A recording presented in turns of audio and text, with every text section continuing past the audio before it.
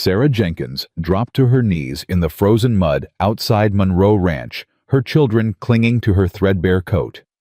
She had 17 cents left, no food, no shelter, and winter was 3 days away from killing them all.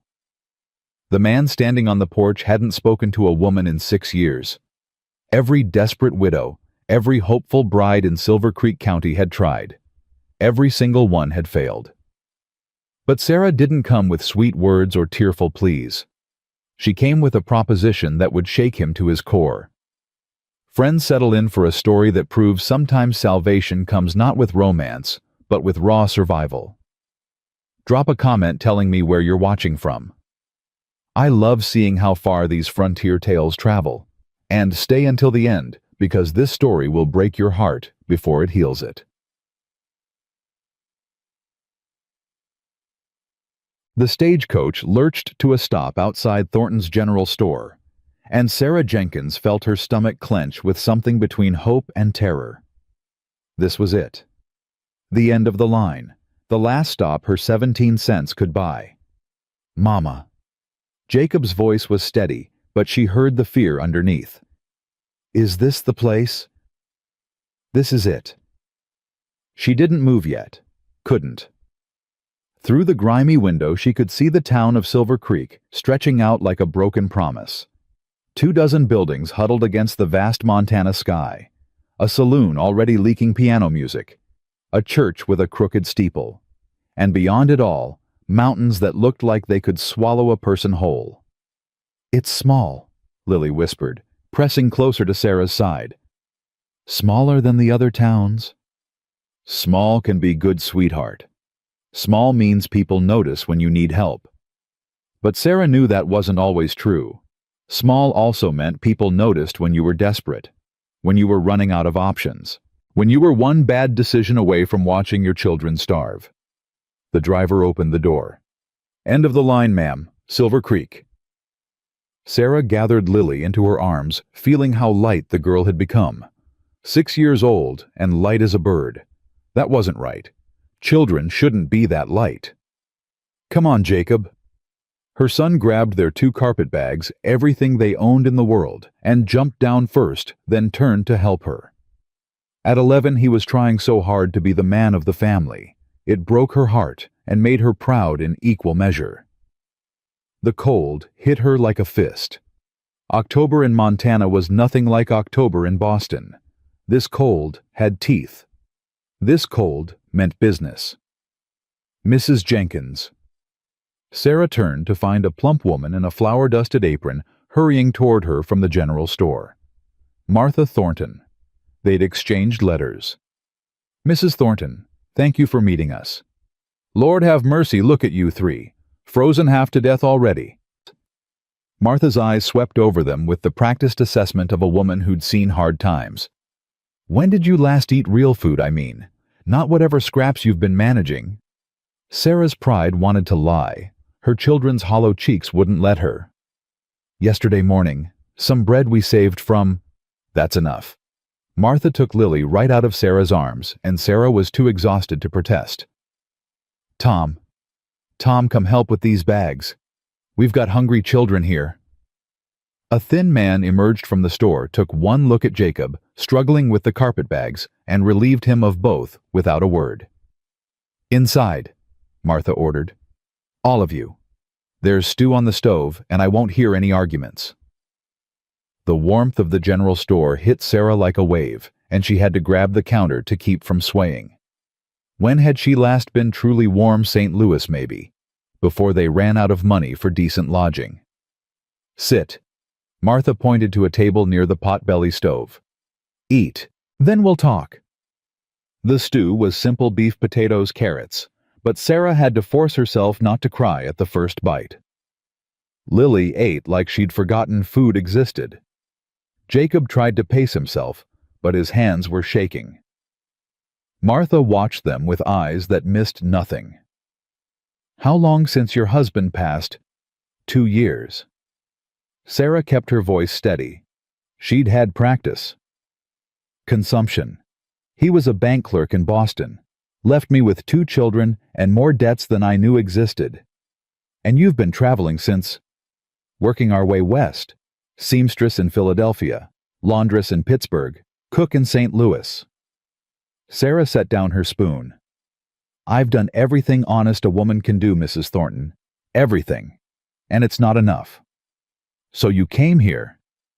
I came here because it was as far as my money would take me, and because you mentioned in your letter that there might be work. Martha exchanged a glance with her husband that Sarah couldn't read. There's work, Martha said slowly, but the work I mentioned, it's not simple. I'm not afraid of hard work. It's not the work I'm worried about. Martha leaned forward, lowering her voice.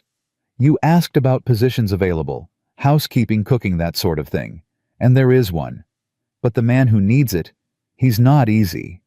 I've worked for difficult people before. Not like Caleb Monroe, you haven't. The name meant nothing to Sarah, but she saw Tom Thornton wince slightly. Who is Caleb Monroe? Martha sat back, folding her arms. Caleb Monroe owns the biggest ranch in Silver Creek Valley. 600 acres, good water rights, successful operation. He's been running it alone for 10 years. Alone.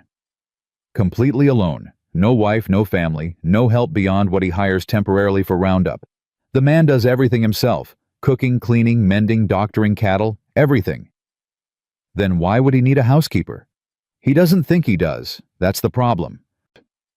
Martha's voice dropped even lower. But winter's coming, and last winter nearly killed him. Blizzard caught him out checking fences. Took him 3 days to get home with frostbitten hands. He couldn't work properly for 2 months. If he nearly died, surely he'd want help. You'd think so. But Caleb Monroe has turned down every woman in this county. Every single one. Sally Brennan brought him pies for 3 years straight. He ate the pies and sent her home. Widow Patterson offered to cook and clean for just room and board. He said he'd rather starve. Mary Sullivan, prettiest girl in the territory, practically threw herself at him. He told her he had no use for pretty. Sarah felt something cold settle in her stomach that had nothing to do with the October wind. Why? Nobody knows for certain. There was a woman once years back, Margaret something. Story is she was supposed to marry him, then ran off with some rich man heading to San Francisco. Left Caleb with a half-built house and a heart frozen solid. So he's bitter. He's more than bitter. He's built walls so high and thick that nothing gets through. Not kindness, not charm, not desperation. Women have tried everything. He just turns them all away. Sarah looked at her children. Lily was scraping the last of the stew from her bowl with her finger. Jacob was eyeing the breadbasket like he wanted to ask for more, but didn't dare. What does he look like? Sarah asked. This Caleb Monroe. Why does that matter? Because if I'm going to propose a business arrangement to a man who hates women, I'd like to know who I'm dealing with. Martha's eyebrows rose. Business arrangement. I'm not looking for a husband, Mrs. Thornton. I buried a good one. I'm looking for survival. For my children. Sarah's voice hardened. If this Caleb Monroe needs help and I need shelter, then we have something to offer each other. Romance doesn't enter into it. Martha was quiet for a long moment. Then she laughed a short, surprised sound. Well, that's different. Will you tell me where to find him? You can't just walk up to Monroe Ranch. It's 7 miles out of town and you've got 2 children and no horse. Then where can I find him in town? Tom Thornton spoke for the first time. He comes in every week for supplies. Been doing it for years. Always on Thursdays. Today's Thursday. It is. Tom glanced toward the window. Should be here within the hour if he keeps to his pattern. Always comes just before noon. Loads up his wagon, doesn't talk to anybody more than necessary, and heads back before dark. Sarah stood up. Where are you going? Martha asked. To wait. In this cold, with those children. I'll leave them here if you'll allow it. What I have to say to Mr. Monroe isn't for young ears. Martha studied her for a long moment. What exactly are you planning to say? Whatever I have to. The general store porch gave Sarah a clear view of the main road. She wrapped her coat tighter, The same coat she'd worn for 3 years, patched so many times it was more thread than original fabric, and waited. The cold seeped through the soles of her boots, through her thin stockings, through every layer she owned. But she'd felt colder. She'd felt hungrier. She'd felt more desperate. That was a lie. She'd never felt more desperate than this. 17 cents. That's what she had left. 17 cents and 2 children who trusted her to keep them alive. 2 children who'd already lost their father, their home, their security. 2 children who'd followed her across 1,000 miles of broken promises because she'd told them it would be better. It had to be better. She would make it better, or she would die trying. The sound of wagon wheels on frozen ground made her straighten. She'd been standing so still for so long that her joints ached when she moved. A wagon appeared around the bend in the road. Single horse, sturdy mare, practical rig. And driving it a man who looked exactly like someone who'd spent 10 years building walls around himself. He was bigger than she'd expected. Broad shoulders, strong hands, the kind of frame that came from hard physical labor. His face was weathered, but not old, early 30s maybe. Dark hair showed beneath a battered hat, and his eyes. Even from this distance, she could see how cold those eyes were, how closed, how absolutely certain they wanted nothing to do with anyone. He pulled up outside the general store and climbed down from the wagon without a glance in her direction, tied the horse to the post, started toward the door. Sarah stepped into his path. He stopped, didn't step back, didn't move around her. Just stopped and waited like she was an obstacle that would remove itself if he was patient enough. Mr. Monroe? It wasn't a question. She'd learned to read people years ago. This man carried his name like a weight. Ma'am. His voice was rough from disuse. You're in my way. I know. I intend to be. Something flickered in those cold eyes. Surprise, maybe, or irritation. I don't know you. No, you don't. Sarah kept her voice steady. My name is Sarah Jenkins. I arrived on the noon stage with my 2 children. We have no money, no food, and nowhere to go. Thornton's run a boarding house. Try there. He moved to step around her. Sarah moved with him. The boarding house costs money, Mr. Monroe. I just told you I don't have any. Then the church. Reverend Harwell helps folks down on their luck. Reverend Harwell helps folks for a few days. A week if they're lucky. I have 2 children, Mr. Monroe. I need more than a week. His jaw tightened. Look, ma'am. Whatever you're selling, I'm not buying. Whatever you're offering, I'm not interested.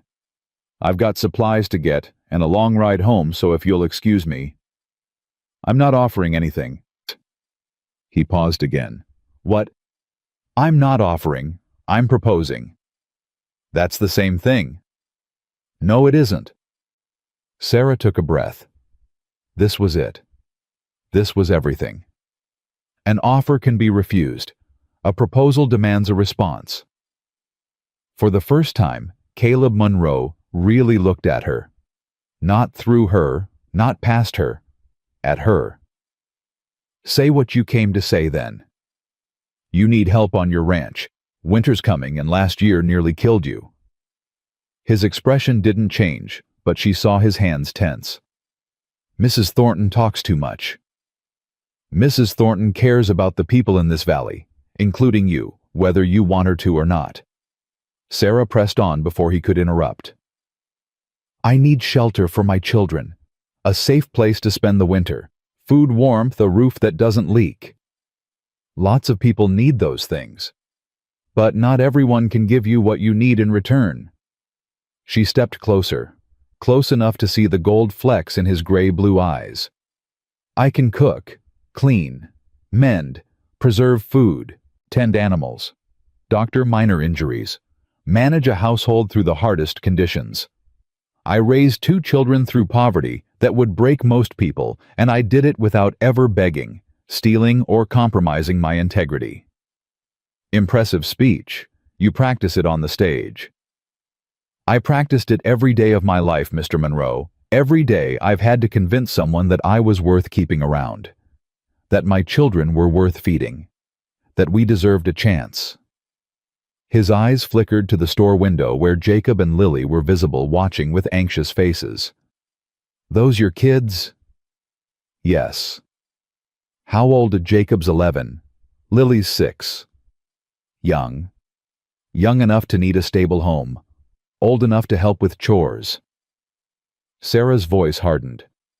"Old enough to understand that life isn't fair and survival isn't pretty, but we do what we have to do anyway." Caleb Monroe was silent for a long moment.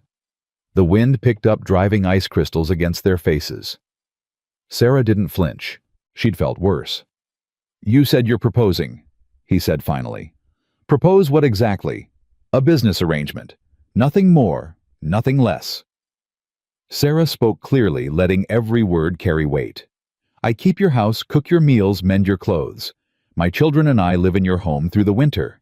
In exchange, you provide room and board, food, shelter, warmth. When spring comes, we reassess. If it's not working, we leave. No harm done."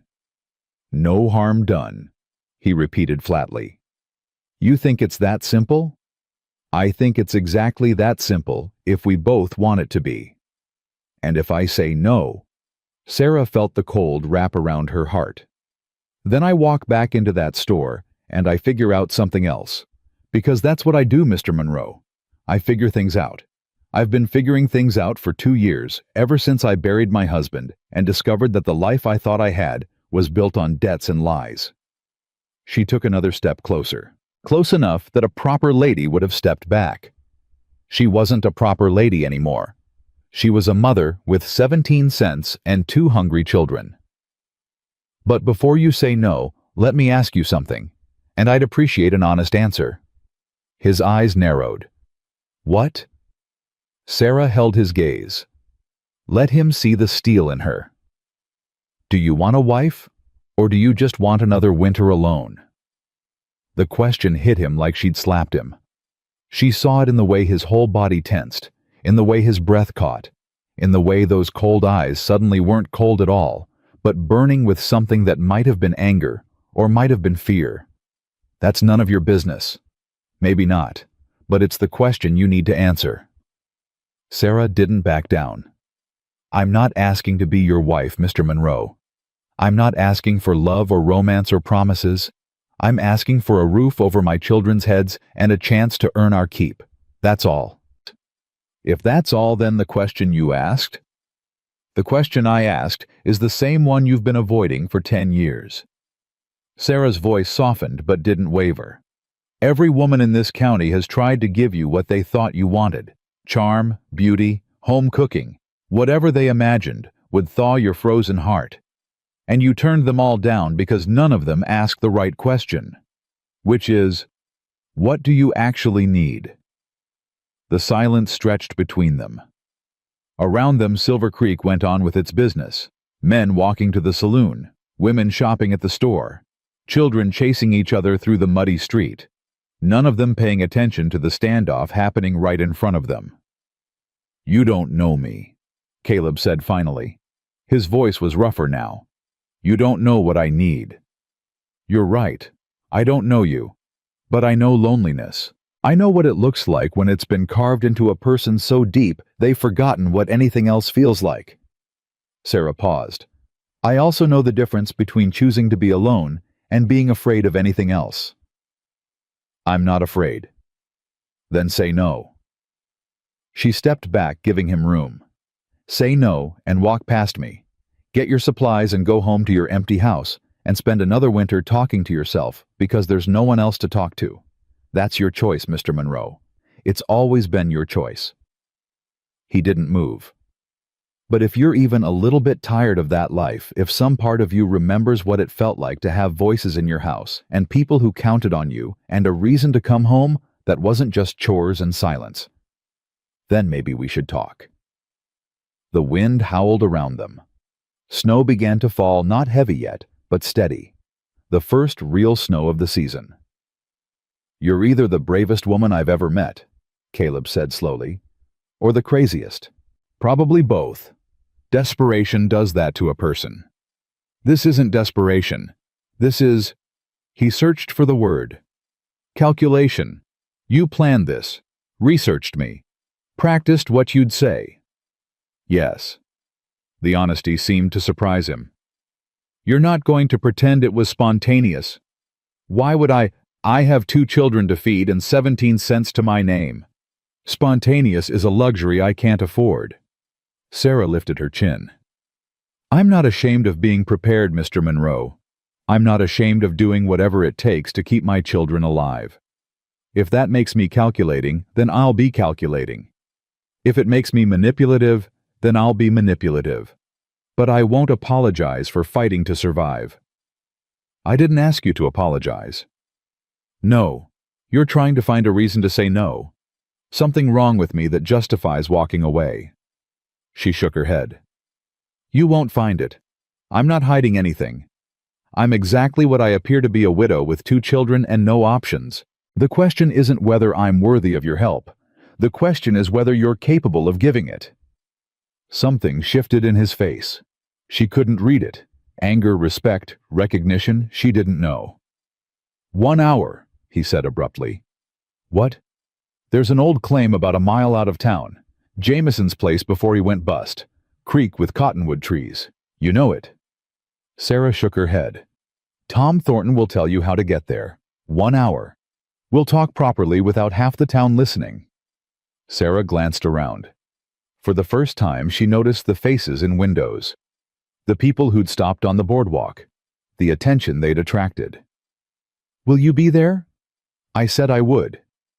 People say a lot of things. His jaw tightened. I don't. If I say I'll be somewhere, I'll be there. 1 hour. Don't be late.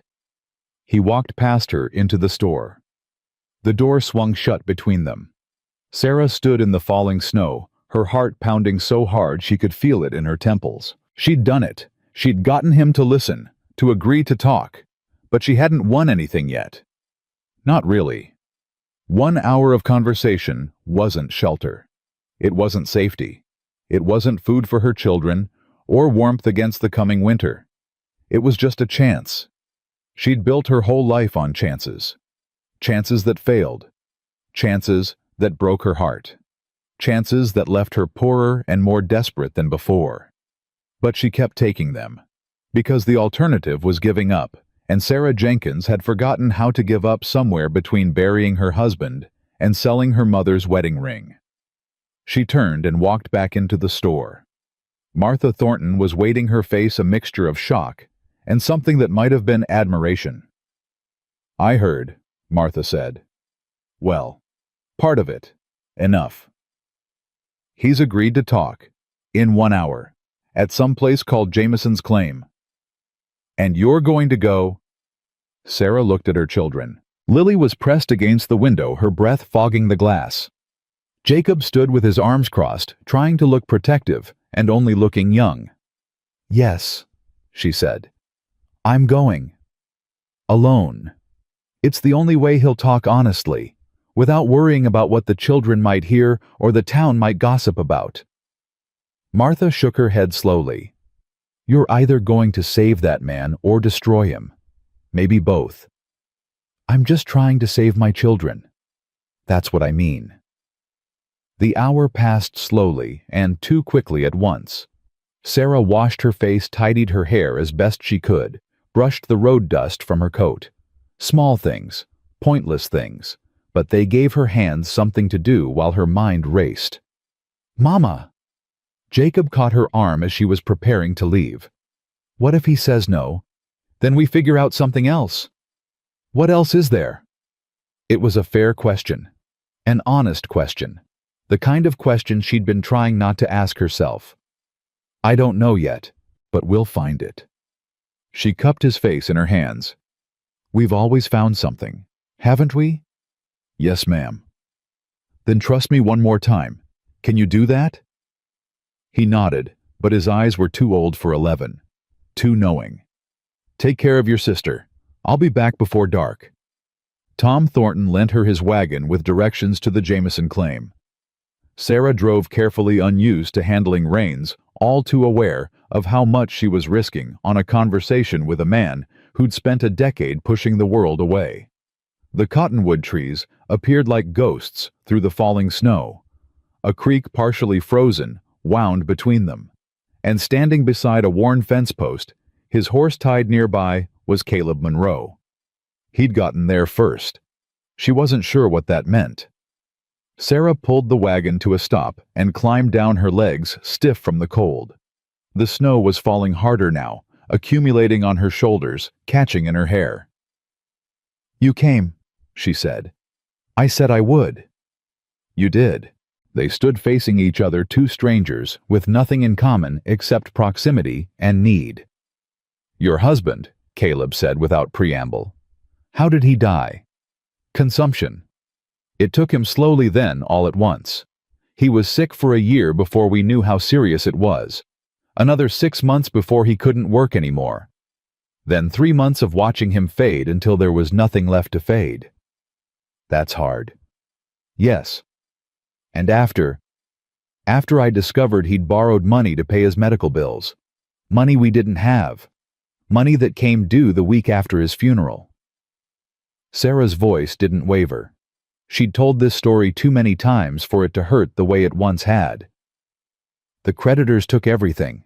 The house, the furniture, the silver, the linens. Everything except the clothes on our backs and my mother's wedding ring." "You still have the ring?" "I sold it." The words still tasted bitter. "Last week, in Helena, to buy stage tickets to Silver Creek." He was quiet for a moment. That must have been difficult. "It was metal and stone. My children needed food." "Is that what you tell yourself?" Sarah met his eyes. "It's what's true. Sentiment doesn't keep bodies warm, Mr. Monroe. It doesn't fill empty stomachs. I learned that the hard way. Most people don't survive that kind of learning. Most people have other options." Another silence. The snow continued to fall. "Why here?" Caleb asked. "Why Montana? Why Silver Creek?" "Because it was far. Because no one knew me. Because I couldn't stay where I was, and I didn't know where else to go." Sarah pulled her coat tighter. "I've spent 2 years running Mr. Monroe. Running from debt collectors and bad memories and the constant reminder of everything I lost. I'm tired of running." "So you want to stop here?" "I want to stop. Whether it's here or somewhere else depends on the next hour." He turned away, looking out at the frozen landscape. The mountains in the distance. The endless white. "You asked me a question earlier," he said, "about wanting a wife versus wanting another winter alone." "I remember."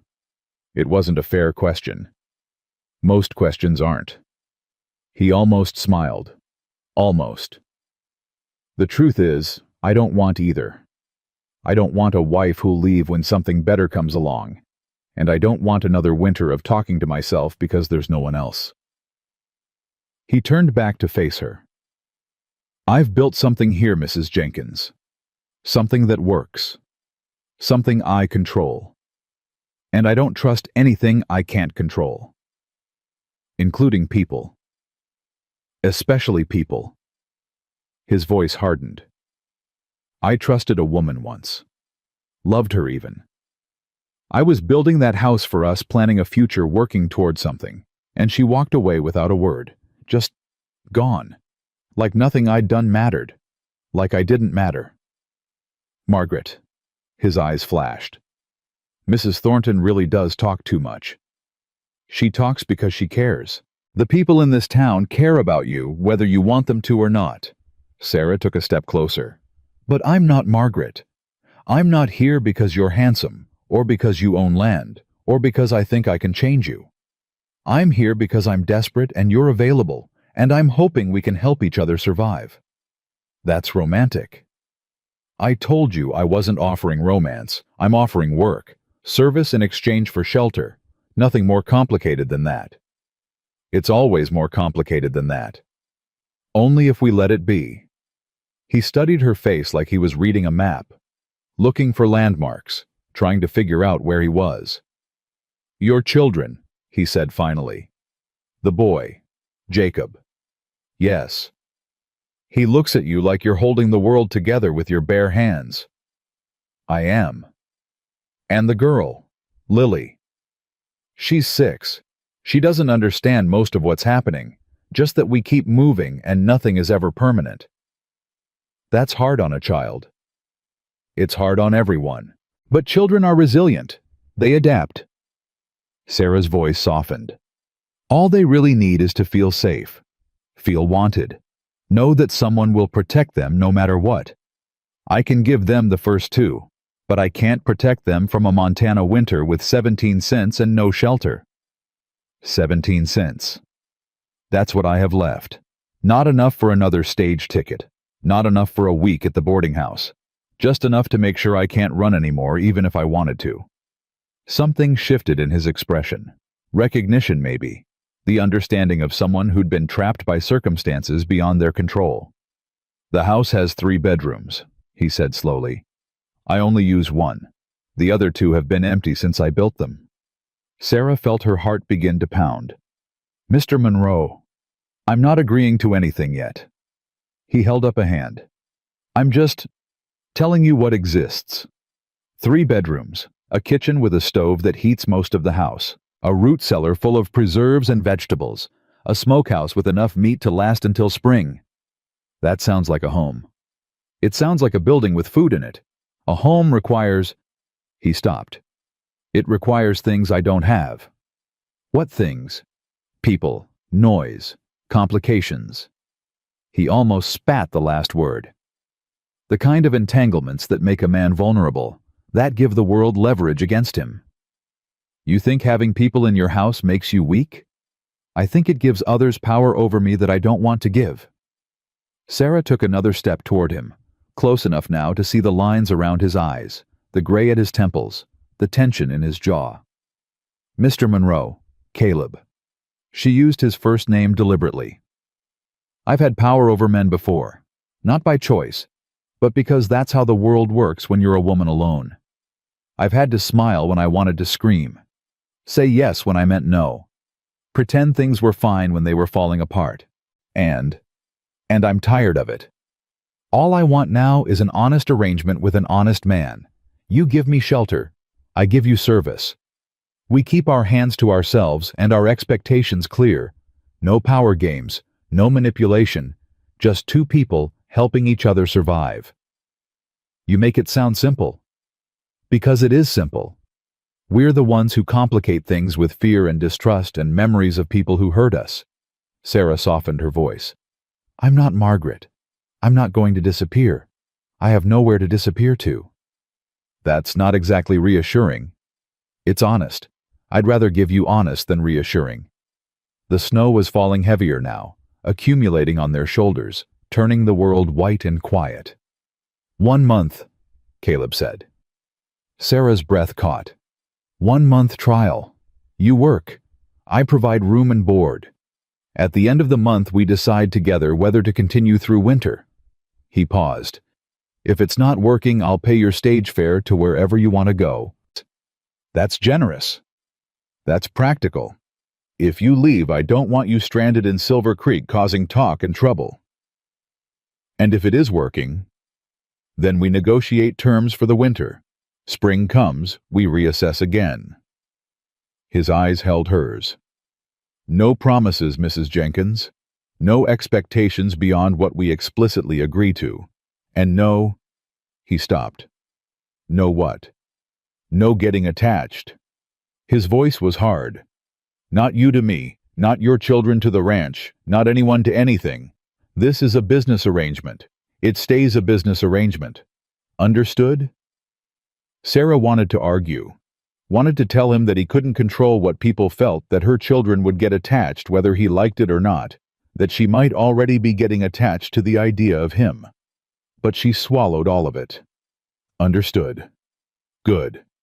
He moved toward his horse. I'll pick you up tomorrow at dawn. Have your things ready. Tomorrow? Weather's turning. Need to get you settled before the real snow hits. He paused. Tell Thornton to put your boarding tonight on my account. 1 night won't break me. Before Sarah could respond, he was on his horse and riding away, leaving her standing in the falling snow, with a chance she wasn't sure she deserved. But she'd take it. She'd take it and make it work and keep her children safe. And if that meant living with a man who'd built walls around his heart, well. She'd broken through walls before. The ride back to town felt shorter than the ride out. Or maybe she was just lighter. Hope did that to a person, made everything feel more bearable, even when the outcome was still uncertain. Martha Thornton was waiting on the porch of the general store, a shawl wrapped around her shoulders and worry written across her face. "Well, 1-month trial," Sarah said. "He's coming for us at dawn." Martha's eyes widened. He agreed. Caleb Monroe agreed to take someone into his home. He agreed to try. That man hasn't let anyone past his property line in 6 years, and you got him to agree after one conversation. Martha shook her head slowly. "What did you say to him?" Sarah climbed down from the wagon, her legs unsteady from cold and relief. "I asked him what he needed instead of telling him what I could give. And that worked. It worked well enough." Sarah looked toward the store where her children's faces pressed against the window. "It's just a chance, Mrs. Thornton. 1 month. A lot can go wrong in 1 month.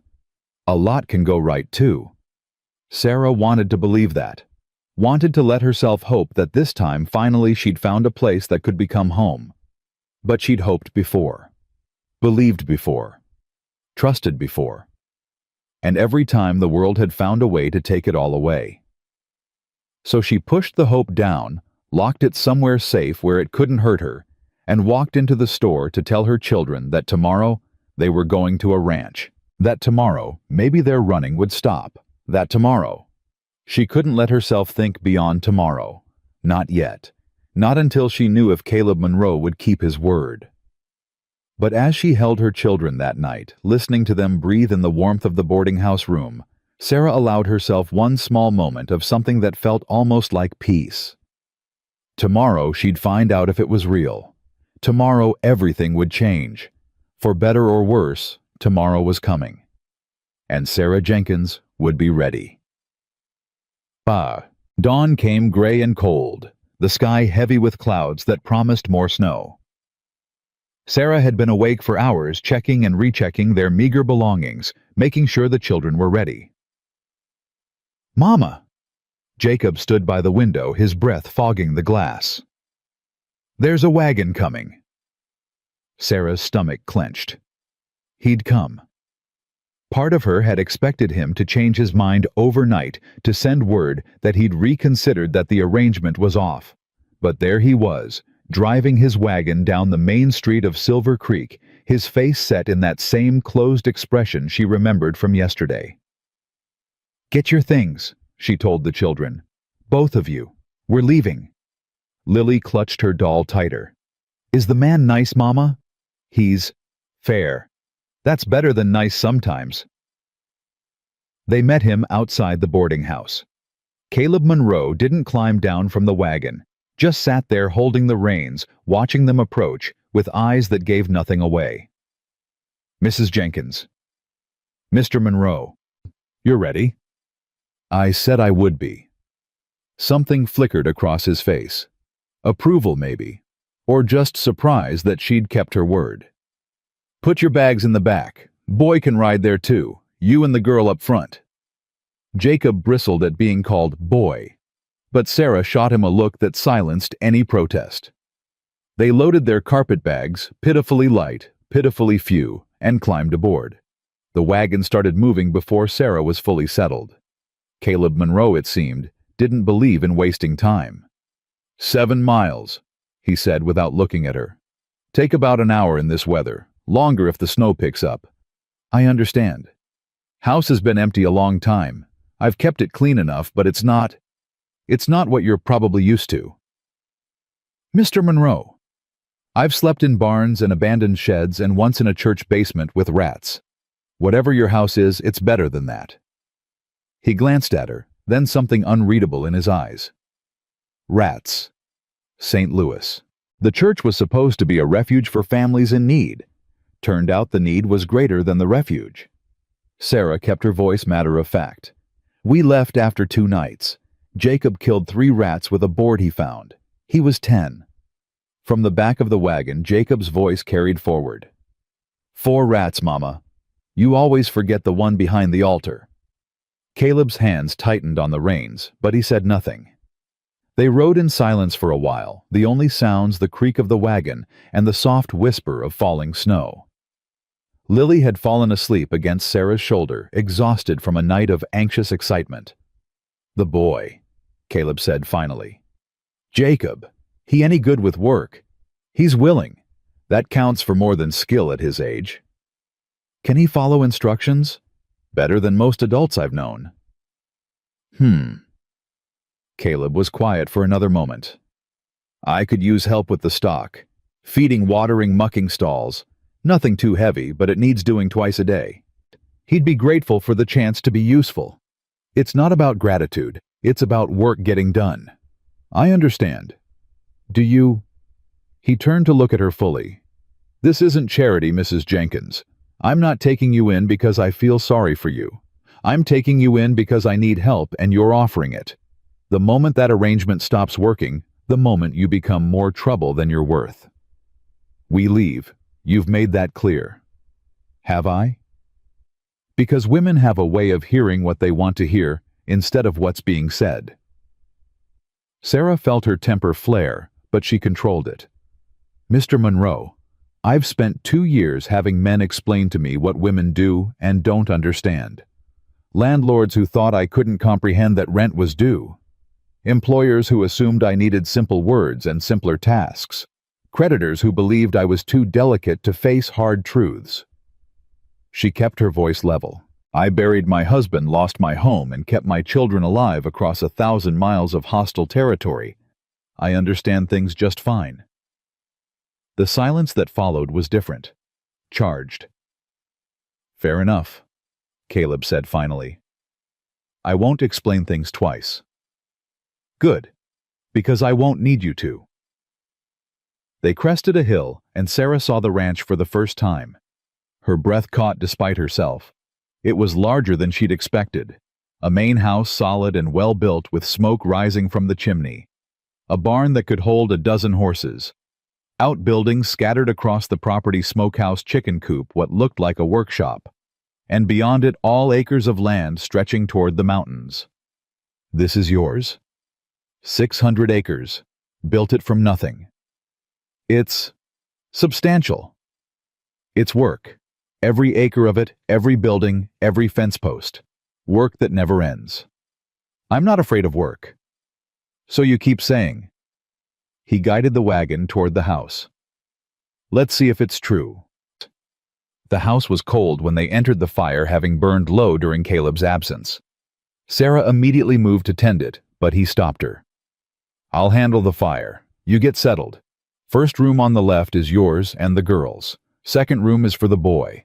Mine's at the end of the hall. That door stays closed. Understood. Kitchen's through there.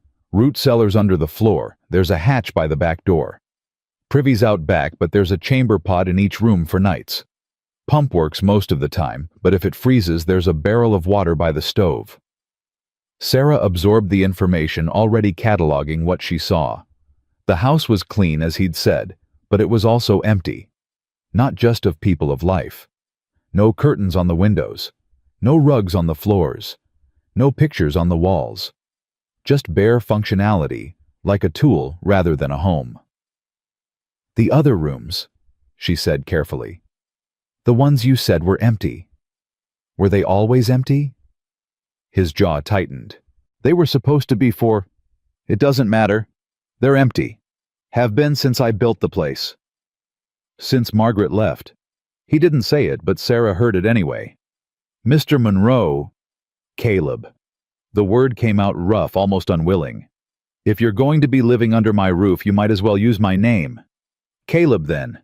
And I'm Sarah. He nodded once sharply, then turned toward the door.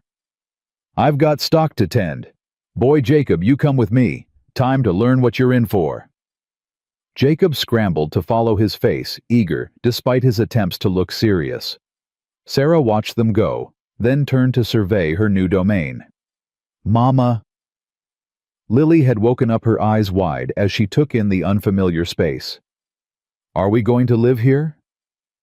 "For a while, sweetheart. Would you like to see our room?" The room was spare but adequate. A bed large enough for both of them, a chest of drawers, a small table by the window. The window itself faced east, catching what little light filtered through the clouds. "It's big," Lily whispered. "Bigger than the other places." "It is. And warm. Can we stay?"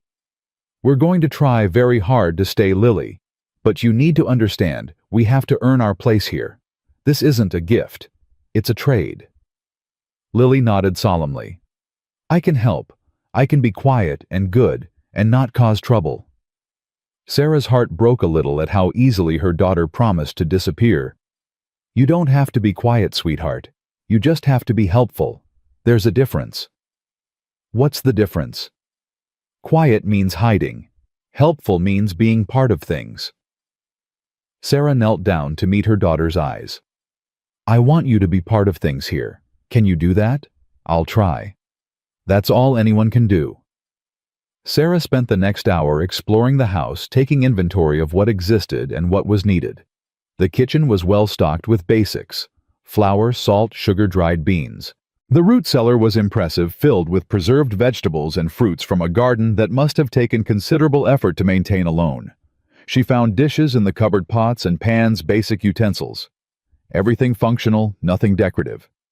A house built by a man who cared about survival and nothing else. When Caleb and Jacob returned from the barn, Sarah had a simple meal ready. Soup made from preserved vegetables, bread she'd found in the pantry, coffee strong enough to stand a spoon in. "You didn't have to cook?" Caleb said, stamping snow from his boots. "I'm here to work. Cooking is work." He grunted, which she was beginning to understand was his version of acknowledgement, and sat down at the table. Jacob followed, his face flushed from cold, but his eyes bright. "Mama, you should see the horses. There's a bay mare that Mr. Monroe that Caleb says I can learn to ride. And the cattle. There must be 50 head, maybe more. And the barn has these—" "Eat first," Sarah said. "Talk after." Jacob fell silent, but his excitement was palpable. Even Lily caught it, peppering her brother with whispered questions while they ate. Caleb watched them with an expression Sarah couldn't read. Not hostile, exactly. More like a man observing something he didn't quite understand. "The boy did well," he said finally. "Followed instructions. Didn't complain." "I told you he was willing." "Willing and able aren't the same thing. He's able too." Caleb paused. "He'll need warmer clothes. What he's got won't last a week out here." "I know. I was hoping—" "There's a trunk in the storage room. Old clothes from— just old clothes. Might be something that fits him. Check after supper." Old clothes from Margaret's time, probably. Things he'd bought for the children they were supposed to have. Sarah felt a pang of something: sympathy. Recognition. Both. "Thank you. It's practical. Can't have him freezing when there's work to be done." Everything was practical with this man. Every kindness wrapped in utility, every gesture justified by need, as if admitting to simple generosity would break something inside him. "Caleb?" He looked up. "Thank you anyway." Something shifted in his eyes, just for a moment. Then the walls came back up. "Storm's coming tonight. Real one this time. Tomorrow we'll need to secure the stock check, the fences, make sure the house is ready. You know how to handle a rope." "I can learn." "Good, because tomorrow everyone works." The storm hit after midnight, howling around the house like something alive and angry. Sarah lay awake listening to it. Lily pressed warm against her side and thought about all the storms she'd weathered. None quite like this. The fury of a Montana blizzard made everything else seem gentle by comparison. But the house held. The walls didn't shake. The roof didn't leak. Whatever else Caleb Monroe might be, he was a man who built things to last. She finally slept and dreamed of nothing. Morning came white and wild. The world transformed into an ocean of snow. Sarah had breakfast ready before dawn, coffee, oatmeal, bacon from the smokehouse. Caleb appeared in the kitchen, looking like he'd already been awake for hours. Stock's going to need extra feed in this cold. Water troughs might be frozen. Boy ready. He's getting dressed. Girl can help you in the house. Storm like this will need more wood brought in. Can she carry? Small loads, yes. Good. Idle hands in a blizzard lead to trouble. He ate quickly, mechanically, like a man refueling rather than enjoying a meal. Sarah watched him and wondered when he'd last tasted anything. Really tasted it instead of just consuming what his body needed. The oatmeal, she said. Is it all right? He paused mid-bite. What? The oatmeal. I wasn't sure how you take it. Some men like it thick, some like it thin. I can adjust for tomorrow if... It's fine. But is it good? There's a difference between fine and good. He stared at her like she'd started speaking a foreign language. Does it matter? To me it does. I'm here to do a job. I'd like to do it well. Something complicated moved across his face. It's good. Better than what I make. Smoother. I added a little butter while it was cooking. Helps with the texture. Oh. He took another bite, and Sarah could swear he tasted it this time. Really tasted it. Thank you. It was the most sincere thing he'd said since they arrived. The day was brutal. Jacob worked beside Caleb in the barn, learning to break ice on water troughs to distribute feed efficiently to check animals for signs of cold stress. Sarah watched from the kitchen window when she could, her heart in her throat, every time the wind gusted hard enough to make the boy stagger. But he kept going. Every time he stumbled, he got back up. Every time the cold seemed too much, he pushed through. Her son, she thought with fierce pride. Her William's son. Lily helped carry wood small armloads that she treated like precious cargo. She also discovered the chickens in the small coop attached to the barn and came back to the house full of breathless reports. There's 6 of them, Mama 5 brown ones and 1 white one. Caleb says the white one is mean, but she lays the best eggs. Can I name them? He said I could if I wanted. He said that. Well, he said, I don't care what you call them as long as you collect the eggs. That means yes, right. Sarah hid a smile. I think it means yes. Dinner that night was more elaborate stew from the preserved meat biscuits Sarah made from scratch, a simple dessert of stewed apples. Caleb said nothing when he sat down, but she noticed he took second helpings of everything. Storm should blow itself out by tomorrow, he said as they finished eating. Then we'll have 3, maybe 4 days of clear weather before the next one hits. How do you know? Been watching this weather for 10 years. It has patterns, rhythms. He pushed back from the table. We'll use those clear days to shore up the fence line. Boy can help. You'll need to preserve the meat I'll be butchering. I know how to preserve meat. Know how to do it in volume. We're not talking about a rabbit or 2. We're talking about enough beef to last 4 people through winter. 4 people.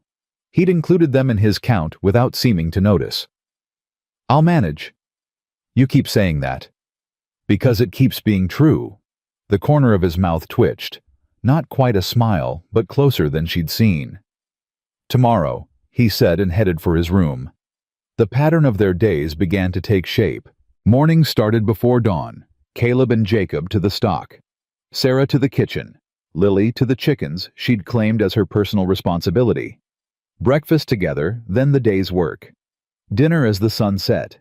Evenings by the fire, quiet, but not uncomfortable. Caleb didn't talk much, but Sarah began to read his silences. There was the tense silence when something was wrong. A sick animal, a broken fence, a worry he wouldn't share. There was the comfortable silence of a man working through problems in his head. And there was the watchful silence of someone observing, cataloging, trying to understand. He watched them all the time. Not suspiciously exactly. More like a man studying something he'd never encountered before. You're staring again, Sarah said one evening 2 weeks into their arrangement. Caleb blinked. What? You've been staring at Jacob for the past 10 minutes. He looked away embarrassed. Just thinking. About the way he is with the horses. He's got good instincts. Better than most men twice his age. He loves them. Animals, I mean. Always has, even in the city. Cities don't have animals like this. Cities have enough to catch a boy's attention. Carriage horses, street dogs, the occasional cat. Jacob used to spend hours at the livery stable near our apartment. The owner let him help sometimes in exchange for lessons about horses. That where he learned to ride. Learned is a strong word. He sat on horses, walked them around a paddock. It was enough to give him the basics. Caleb was quiet for a moment. I could teach him more, if he wants. He'd want that very much. It's practical, Caleb said quickly. He needs to know how to handle horses if he's going to be useful around here. Of course. Practical. He shot her a look that suggested he knew she was humoring him, but couldn't figure out how to object. Lily, meanwhile, had claimed her own corner of the ranch. The chickens had names now. Henrietta Beatrice Martha, Adelaide Constance, and the mean white one she'd dubbed Empress Victoria, and she'd appointed herself their official caretaker. Caleb, she announced one morning. Henrietta is sick. Caleb looked up from his coffee. What? Henrietta. She's not eating like the others, and her feathers are all puffed up. Chickens puff up in the cold. It's normal. Not like this. This is different puffing. Lily's face was serious. I think she needs medicine. Caleb stared at the 6-year-old lecturing him about chicken health and seemed utterly at a loss. I'll check on her, he said finally. Now. After breakfast. But what if she gets sicker while we're eating? Sarah intervened. Lily let Caleb finish his coffee. Henrietta will be fine for another 20 minutes. Lily subsided, but her eyes kept darting to the window, watching for any sign of chicken distress. Caleb checked on Henrietta after breakfast, Lily trailing behind him like a determined shadow. When they came back, he was carrying a small bundle of feathers. It's not Henrietta, he said. It's Adelaide, and she's not sick. She's brooding. Brooding? Wants to sit on eggs. We'll need to separate her from the others for a while. Lily's face transformed with joy. She's going to have babies. If the eggs are fertile, maybe. No guarantees. Can I help take care of her? Please. Caleb looked at Sarah, clearly hoping for rescue. She offered none. I suppose, he said. But you do exactly what I tell you. Brooding hens are temperamental. I will.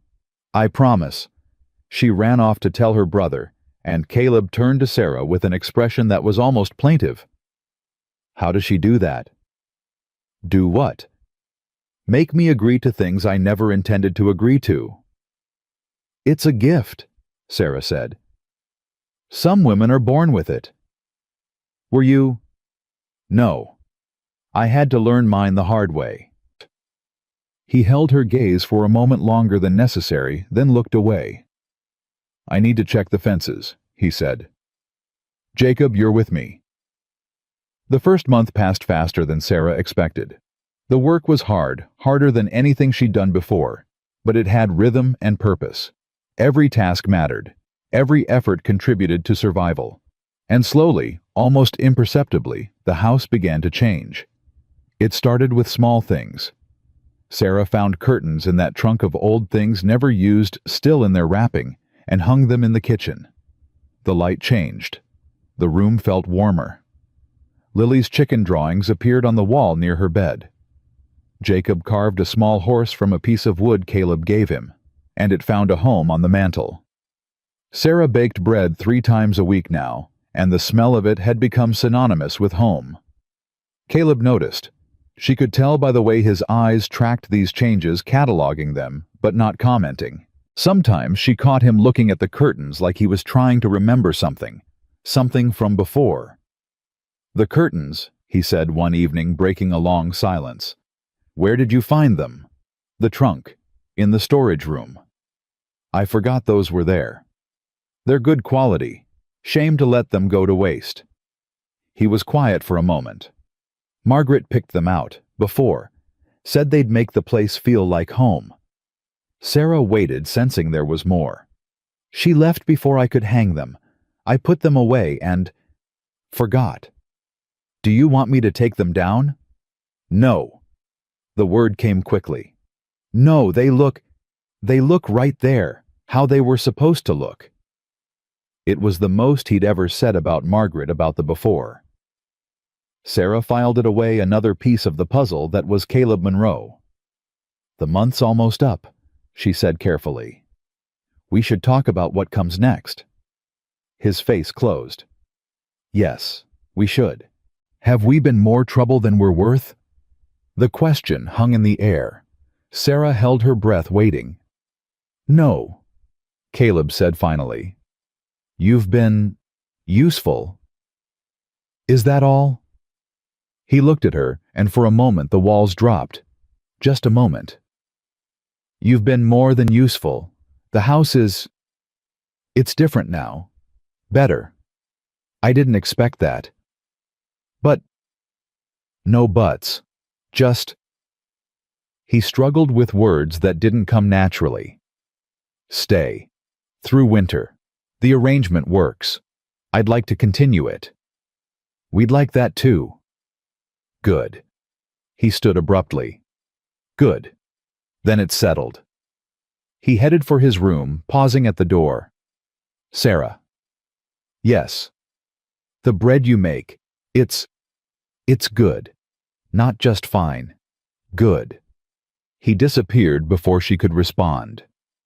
Sarah sat in the quiet kitchen surrounded by curtains Margaret had chosen and a home Caleb had built for someone else, and felt something she'd almost forgotten existed. Hope. Not the desperate hope of survival, of making it to tomorrow. Something softer. Something dangerous. Hope that maybe, just maybe, this wasn't just an arrangement. Maybe it was the beginning of something more.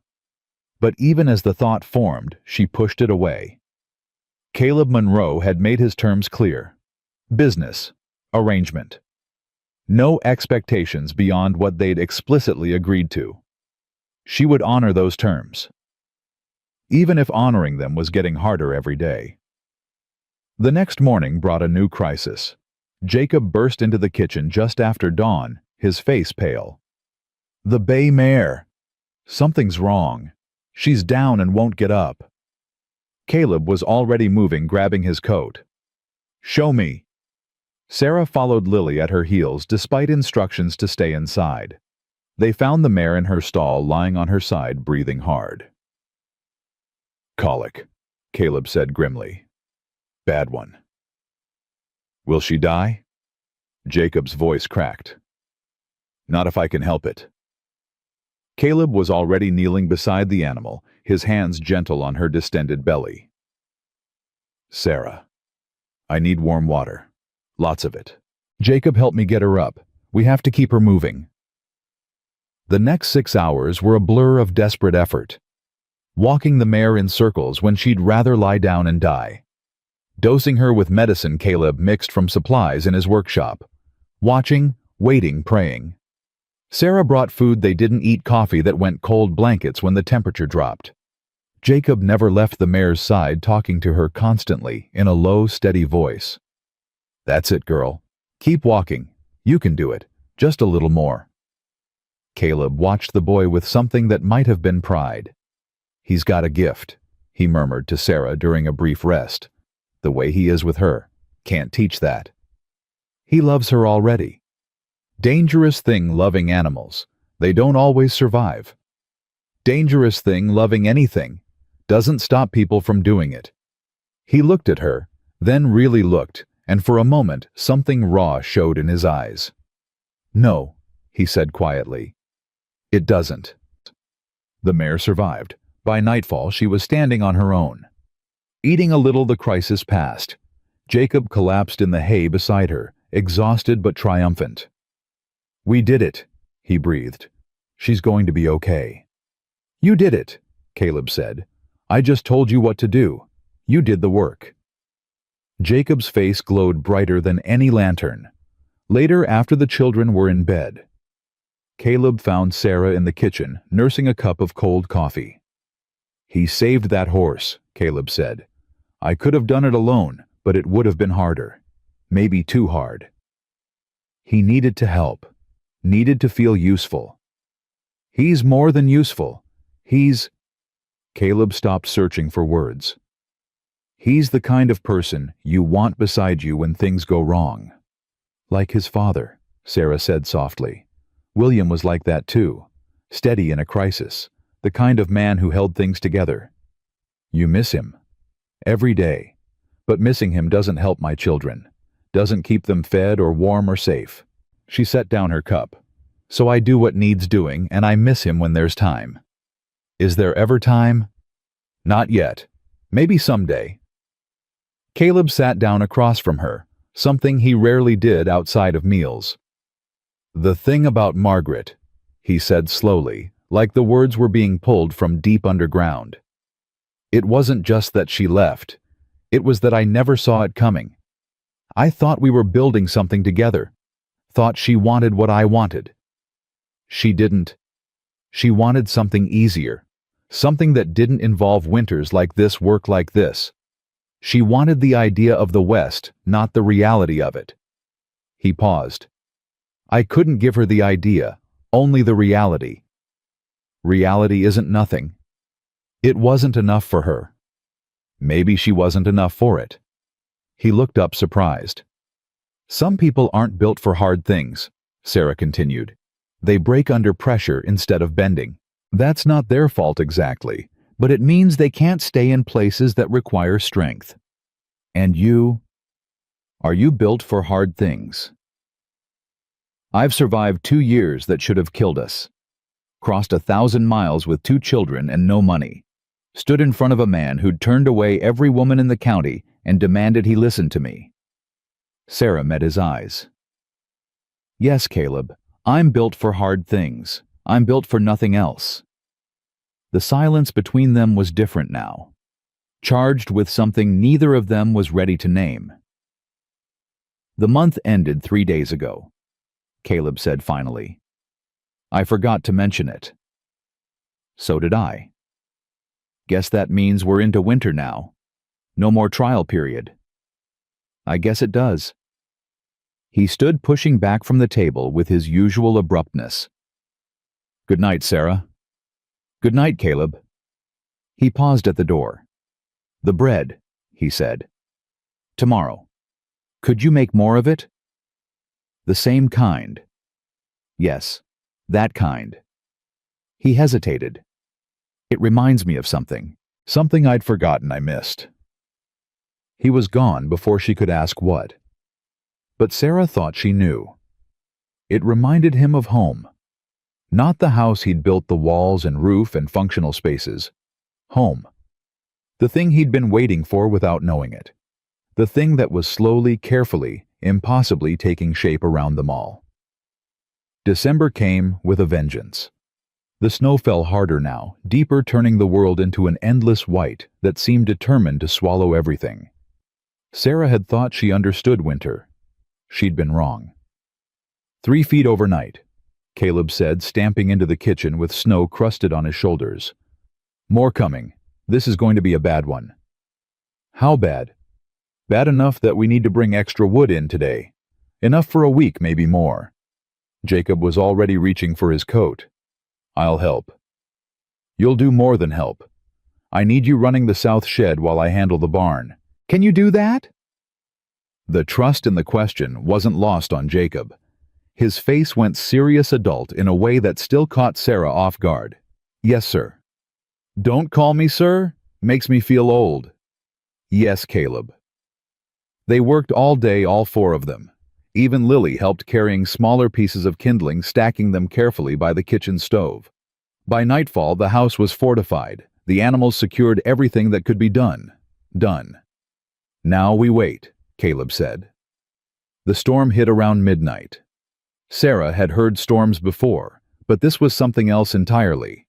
The wind didn't just howl, it screamed. The house didn't just creak. It groaned like a living thing in pain. Lily woke crying, terrified by the noise. Sarah held her close, murmuring reassurances she wasn't sure she believed. "Mama, the house is breaking." "No, sweetheart, the house is fighting.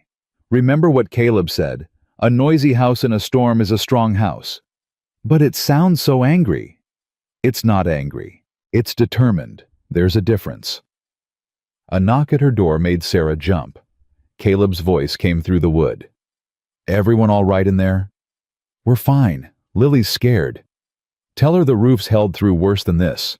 Built it myself. Overbuilt it, actually. Could probably handle twice the weight."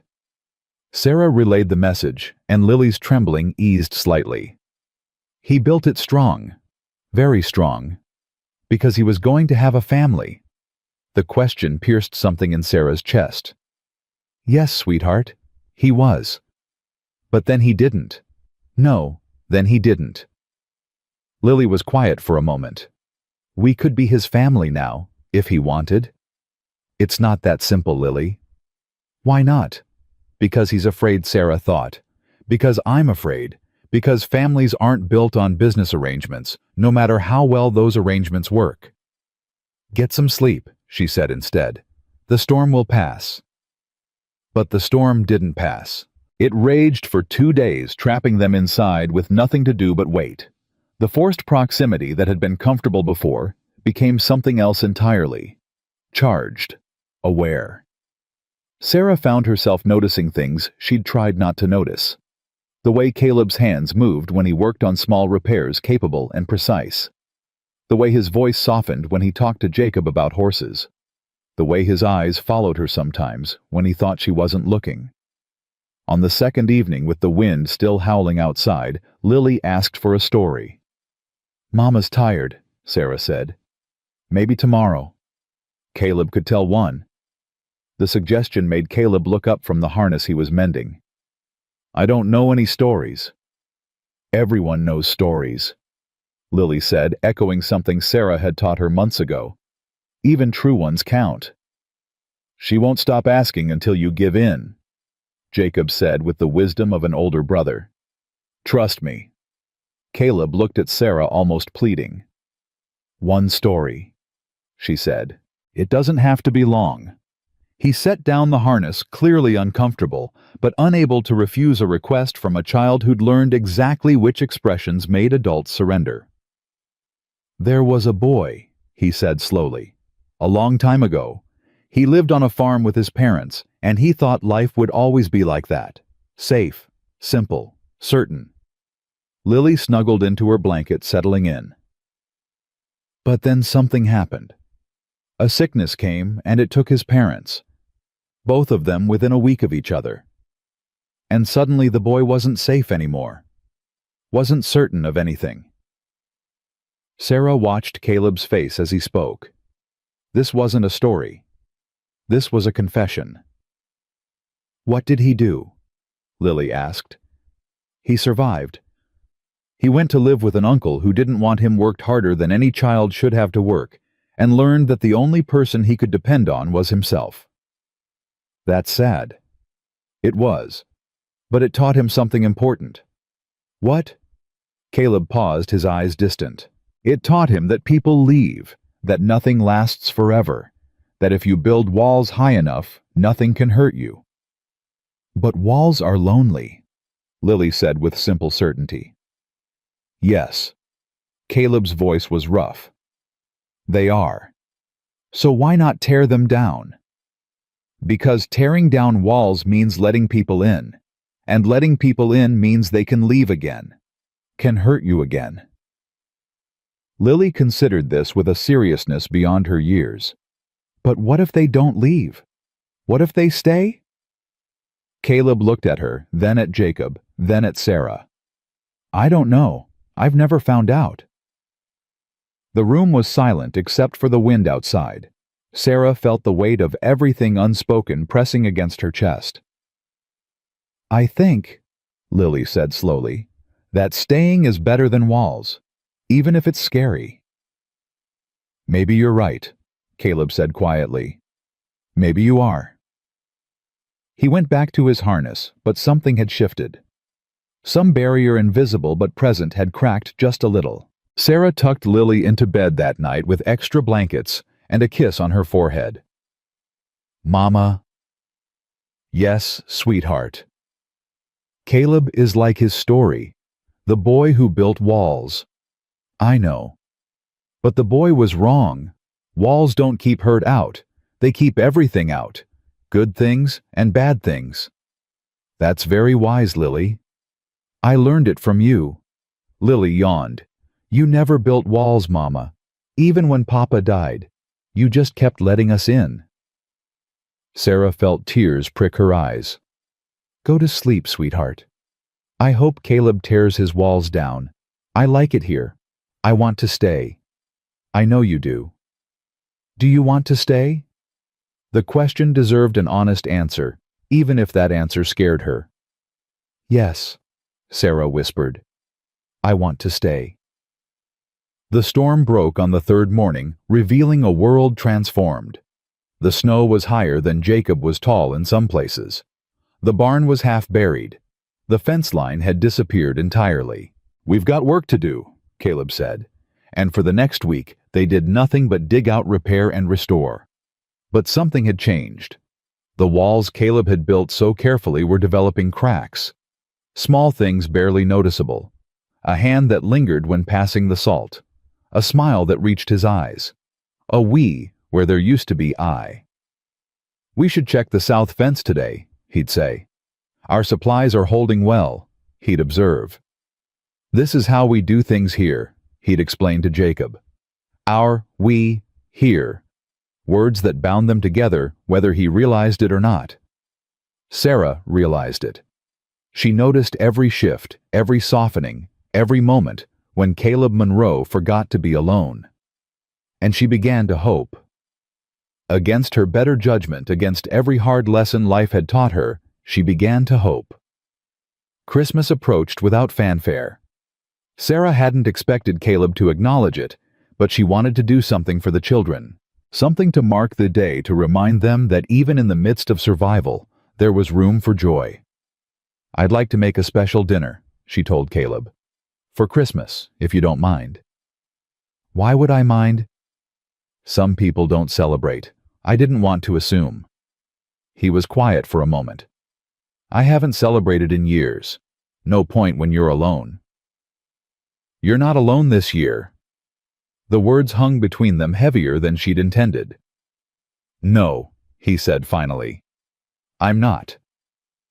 Christmas morning dawned clear and cold. Sarah had been up since before dawn preparing the meal she'd been planning for weeks. Roast beef from the smokehouse, potatoes and carrots from the root cellar, fresh bread still warm from the oven, and a cake simple but sweet made with precious sugar she'd been hoarding. The children came down to find small gifts waiting for them. For Jacob, a knife Caleb had been secretly working on the handle carved with his initials. For Lily, a new dress for her doll, Rosie, sewn by Sarah from scraps of fabric. "You did this?" Jacob asked, turning the knife over in his hands. "Made it yourself." "It's practical," Caleb said gruffly. "Every man needs a good knife." "It's more than practical." Jacob's voice was thick. "It's... Thank you. I'll take care of it."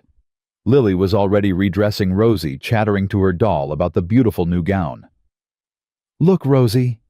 It's blue, like the sky Mama made it special for you." Sarah watched Caleb watching them and saw something break open in his face. Something he'd been holding back for a very long time. "I have something," he said abruptly. "Wait here." He disappeared into his room and returned with a small bundle wrapped in cloth. "It's not new," he said, handing it to Sarah. "It was my mother's. I found it when I was going through that trunk, and I thought you might." Sarah unwrapped the cloth to find a small brooch. Silver simple, in the shape of a mountain lily. "Caleb, it's not a... I'm not trying to..." He stopped, clearly struggling. "You gave up your mother's ring, to get here, to give your children a chance. This seemed... fair. It's not about fair." "Then what's it about?" Sarah looked at the brooch, then at the man who'd given it to her. The man who'd built walls so high he'd forgotten the sky existed. The man who was slowly, painfully learning to let light in. "It's about family," she said softly. "It's about belonging to something bigger than yourself." "I wouldn't know much about that." "You're learning." The moment stretched fragile and full of possibility. Then Lily's voice cut through. "Mama, is Caleb part of our family now?" Sarah looked at her daughter, then at Caleb. His face had gone carefully blank, waiting for her answer, waiting to be heard again. "That's up to Caleb," she said carefully. "Family isn't something you can force. It's something people choose." "Have you chosen?" Lily asked him directly. The question was too big for a 6-year-old to ask, too important for anyone to answer lightly. Caleb stood frozen, caught between the walls he'd built and the door that was opening. "I don't know," he said honestly. "I want to, but wanting and choosing are different things." "Then choose," Lily said simply. "Choose us. We're right here." The silence that followed was absolute. Even the wind outside seemed to hold its breath. "Lily," Sarah said gently, "come help me with dinner." She led her daughter away, giving Caleb space to breathe. But she felt his eyes on her back as she walked, and she knew with a certainty that surprised her that something had shifted. Something that couldn't be unshifted. Dinner was quiet but warm. The food was good, the company better. Afterward, they gathered by the fire, full and content in a way that had nothing to do with food. "Tell us about your parents," Jacob said suddenly to Caleb. "If you want, I'd like to know." Caleb tensed, then deliberately relaxed. "What do you want to know? What were they like before the sickness?" "My father was—" Caleb paused, searching for words he hadn't used in years. "Quiet, like me, but not closed, just peaceful. He could sit for hours watching the land and never get bored." "And your mother?" "She sang, all the time, while she cooked, while she cleaned, while she worked in the garden. Said silence was a waste of good air." "Do you remember any of her songs?" Caleb shook his head. "Just the sound, the feeling of them. Safety, I guess. Knowing someone was there." "Mama sings too," Lily offered. "At night sometimes when she thinks we're asleep." Sarah flushed. "Lily—" "It's nice," Caleb said. "The singing. I've heard it through the walls." "You should have said something. I didn't mean to disturb—" "It's not a disturbance." He met her eyes. It reminds me of something I'd forgotten." "Your mother. Home. What home felt like before I forgot." The fire crackled. Outside the winter pressed against the windows, but inside something warm was growing. Something that had nothing to do with flames or blankets. "Caleb," Jacob said, his voice more tentative now. "Can I ask you something?" "Go ahead." "The things you're teaching me, the horses, the cattle, the land. Is it because I'm useful or because—" He couldn't finish the question, but Caleb understood. "Both," he said. "You're useful, that's true, but it's not why I teach you." "Then why—" Caleb was quiet for a long moment. "Because someone should have taught me, and no one did. Because you remind me of who I was before I got hard. Because—" He started again. "Because you deserve to know how to build something, not just survive." Jacob's eyes were bright. "I want to build something. Something like this. Something that matters." "Then you will. I'll help you." "Promise." The word hung in the air like a challenge. Promises were dangerous. Promises could be broken. "Promise," Caleb said. Sarah watched her son's face transform with something she hadn't seen in 2 years. Trust. Real, unguarded trust. The kind he'd lost when his father died and the world fell apart. Caleb Monroe, who claimed to have no use for family, had just given her son something precious. Something she couldn't have given him herself. A father's promise. That night, after the children were asleep, Sarah found Caleb on the porch. He stood watching the stars, his breath making clouds in the frozen air. "You'll catch cold," she said. "Needed air. Mind if I join you?" He moved over slightly, making room. They stood in silence watching the endless Montana sky. "Thank you," Sarah said, "for what you said to Jacob. I meant it." "I know. That's why I'm thanking you." More silence. But comfortable now. Familiar. "I wasn't lying earlier," Caleb said. "When I told Lily I don't know if I've chosen. I don't. This is new, unfamiliar. We don't have to define it. Don't we? Seems like things that aren't defined have a way of going wrong. Sometimes. Sometimes they have a way of going right too." He turned to look at her. In the starlight, his face was softer than she'd ever seen it. Younger. More vulnerable. "I'm not good at this, Sarah. At people. At feelings. I've spent 10 years making sure I didn't have to be. I know. But I'm trying. For whatever that's worth. It's worth everything." She reached out and took his hand. Not romantically exactly. More like an anchor. Something to hold on to in the vast uncertainty of what they were becoming. He didn't pull away. "The brooch," she said. "Your mother's. Are you sure?" "I'm sure." "Why?" "Because you gave up something that mattered to get here. Because you fought for your children when fighting was all you had left. Because you're the first person in 10 years who asked me what I needed instead of what I wanted." "What do you need, Caleb?"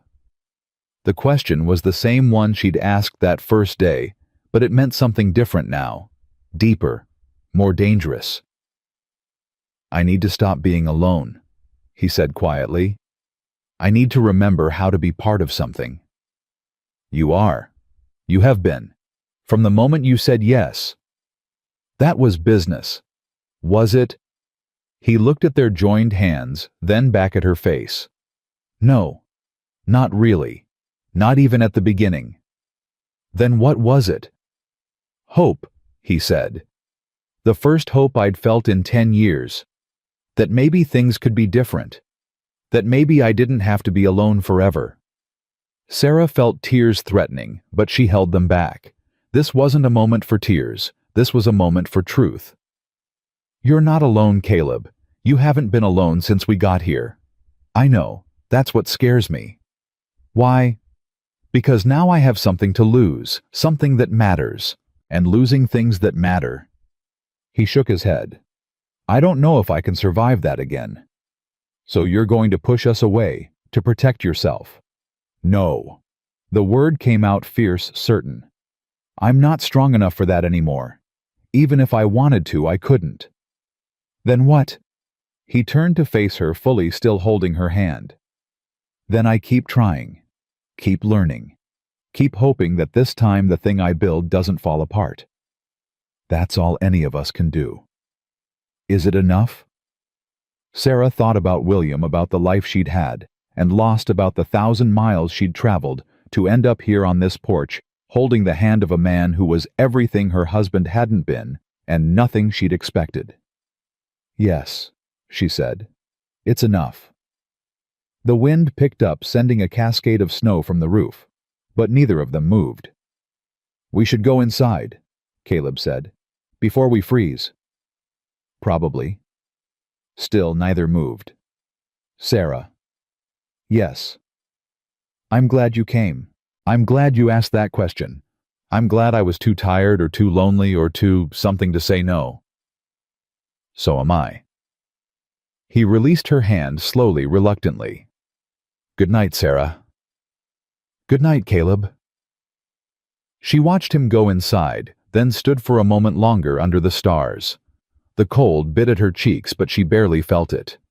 Something had changed tonight, something profound and irreversible. They weren't just an arrangement anymore. They weren't just a business deal or a survival strategy. They were becoming something else entirely. And for the first time in 2 years, Sarah Jenkins wasn't afraid of what came next. She was ready for it. January brought the coldest weather Sarah had ever experienced. The kind of cold that hurt to breathe, that froze the water in the pump overnight, that made every trip to the barn feel like a battle. But inside the house, something warm was growing. She noticed it in small moments. Caleb's hand brushing hers when he passed the coffee. The way he waited for her opinion before making decisions about the ranch. The sound of his laugh, rare but real, when Lily said something unexpectedly wise. And she noticed it in herself. The way her heart lifted when she heard his boots on the porch. The way she found herself watching him when she thought he wasn't looking. The way home had stopped being a place and started being a person. It terrified her, and thrilled her, and kept her awake at night wondering what it meant. "Mama." Jacob found her in the kitchen one morning, his face troubled. "Can I ask you something?" "Always." "Are you and Caleb going to get married?" The question hit her like cold water. "Why do you ask?" "Because you look at him the way you used to look at Papa, and he looks at you like he's scared, but he can't look away." Sarah set down the dish she'd been washing. Her son was too observant for his own good, for any of their goods. "I don't know, Jacob. We haven't talked about it." "Would you want to if he asked?" "It's complicated." "Everything's complicated. That's not an answer." She sighed. When had her 11-year-old become so relentless? "Yes," she admitted. "If he asked, I would want to." Jacob nodded slowly. "Good. Because I think he wants to ask. He just doesn't know how." "What makes you say that?" "Because he asked me yesterday if I would mind having him as a father." Jacob's voice caught. "I told him my father is dead, and nothing's going to change that. But that doesn't mean I can't have someone else. Someone who teaches me things and protects us and makes you smile." Sarah's eyes burned. "What did he say?" "He said he wasn't trying to replace anyone. He said he just wanted to know if there was room. And I told him." Jacob paused. "I told him there was, if he wanted it." "Oh, Jacob. I didn't do wrong, did I? Saying that." "No, sweetheart, you didn't do wrong." She pulled him into a hug, this boy who was becoming a man who had carried too much too young and somehow emerged with his heart intact. "He's a good man, Mama. Different from Papa, but good." "I know he is." "Then maybe you should tell him that, before he convinces himself you don't want him." Sarah laughed despite herself. "When did you get so wise?" "I learned from watching you." The moment was interrupted by the sound of horses, multiple horses approaching fast. Sarah and Jacob exchanged glances, then moved to the window.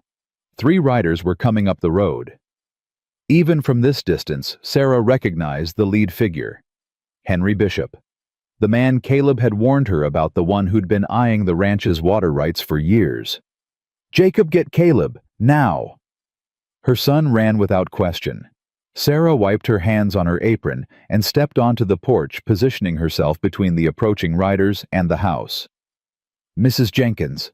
Bishop dismounted with a grunt, his expensive coat straining against his belly. "Or should I say Mrs. Monroe? I hear congratulations might be in order." "You heard wrong. It's still Jenkins. For now." His smile didn't reach his eyes. "Is Monroe around? We have business to discuss." "What kind of business?" "The kind that doesn't concern women." "Everything that happens on this ranch concerns me, Mr. Bishop. I live here." "Do you?" He looked at the house, the barn, the land beyond. "Seems like a temporary arrangement to me. Woman and her children sheltering through winter. What happens when spring comes?" "That's between me and Mr. Monroe." "Maybe, maybe not." Bishop stepped closer and Sarah held her ground. "See, I've got interests in this valley, interests that depend on water rights and land access. Monroe's been an obstacle for years. Too stubborn to negotiate, too stupid to see the opportunity. Sounds like he knows exactly what you're offering and chooses not to take it. What I'm offering is a fair deal, better than fair. Enough money to set him up somewhere else, somewhere easier. Man doesn't need 600 acres to run a small operation. Maybe he wants 600 acres. And maybe he wants other things now. Bishop's eyes traveled over her in a way that made her skin crawl. Things that might change his priorities. Before Sarah could respond, Caleb appeared around the corner of the house, Jacob at his heels. He moved with a controlled tension that Sarah recognized. Anger held in check. "Bishop, didn't expect to see you out this way." "Monroe, we need to talk." "So talk. Privately." "Anything you have to say you can say in front of Mrs. Jenkins. She's part of this household." Something flickered in Bishop's expression. Calculation. Adjustment. "Fine. I'll make it simple. The railroad's coming. Not next year, not maybe. This spring. They're going to need water for their operations, and your creek is the only reliable source in 20 miles. I'm aware. They'll pay well.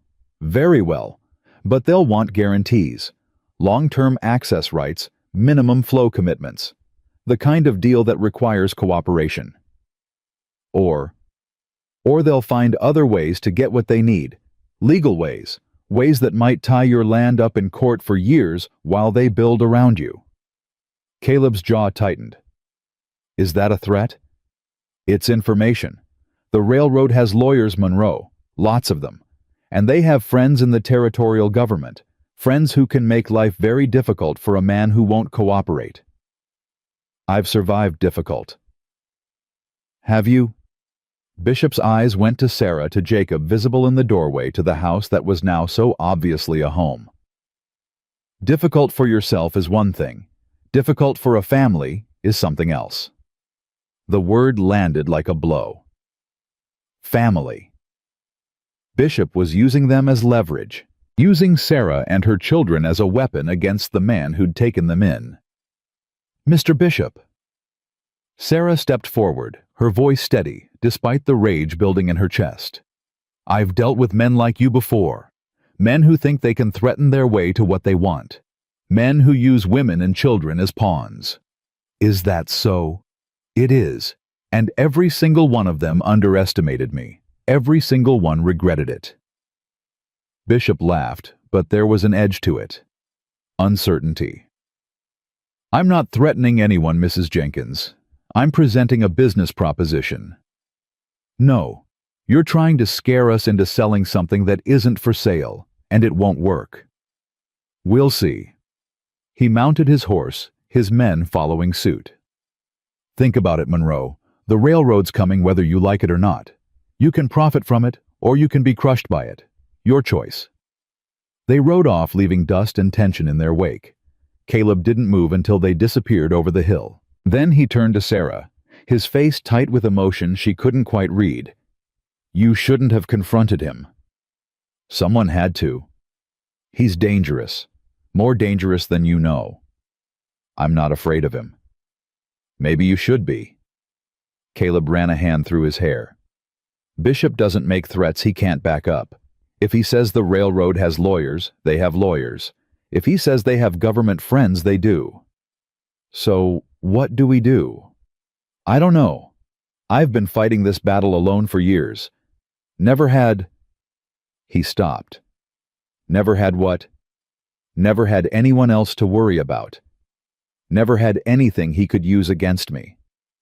The implication hit her hard. They weren't just a household anymore.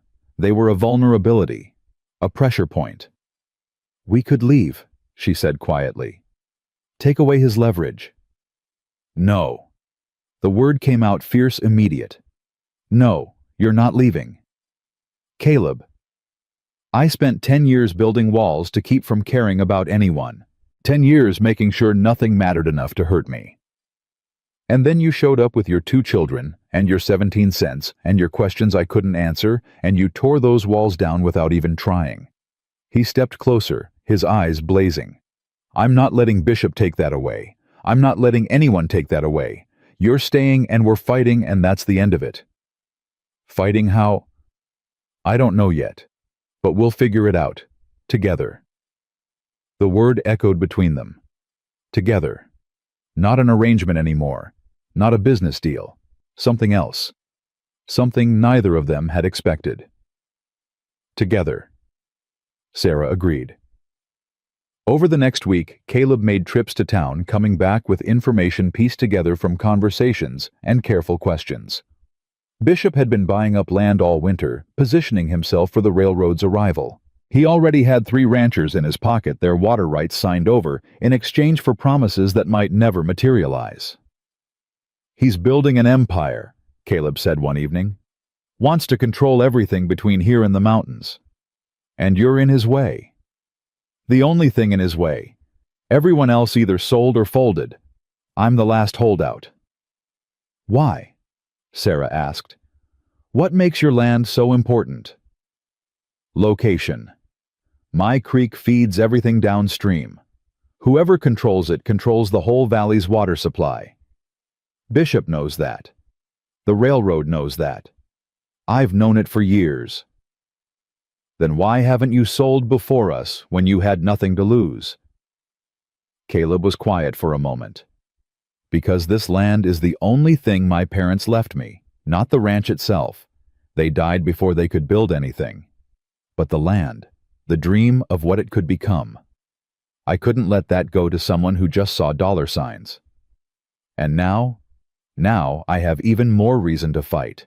This isn't just my dream anymore. It's yours. It's Jacob's. It's Lily's. It's ours." The possessive pronoun sent warmth through Sarah's chest, despite the fear that accompanied it. "What do we need to do?" "First, we need allies. Bishop's been isolating me for years, making sure no one stands with me.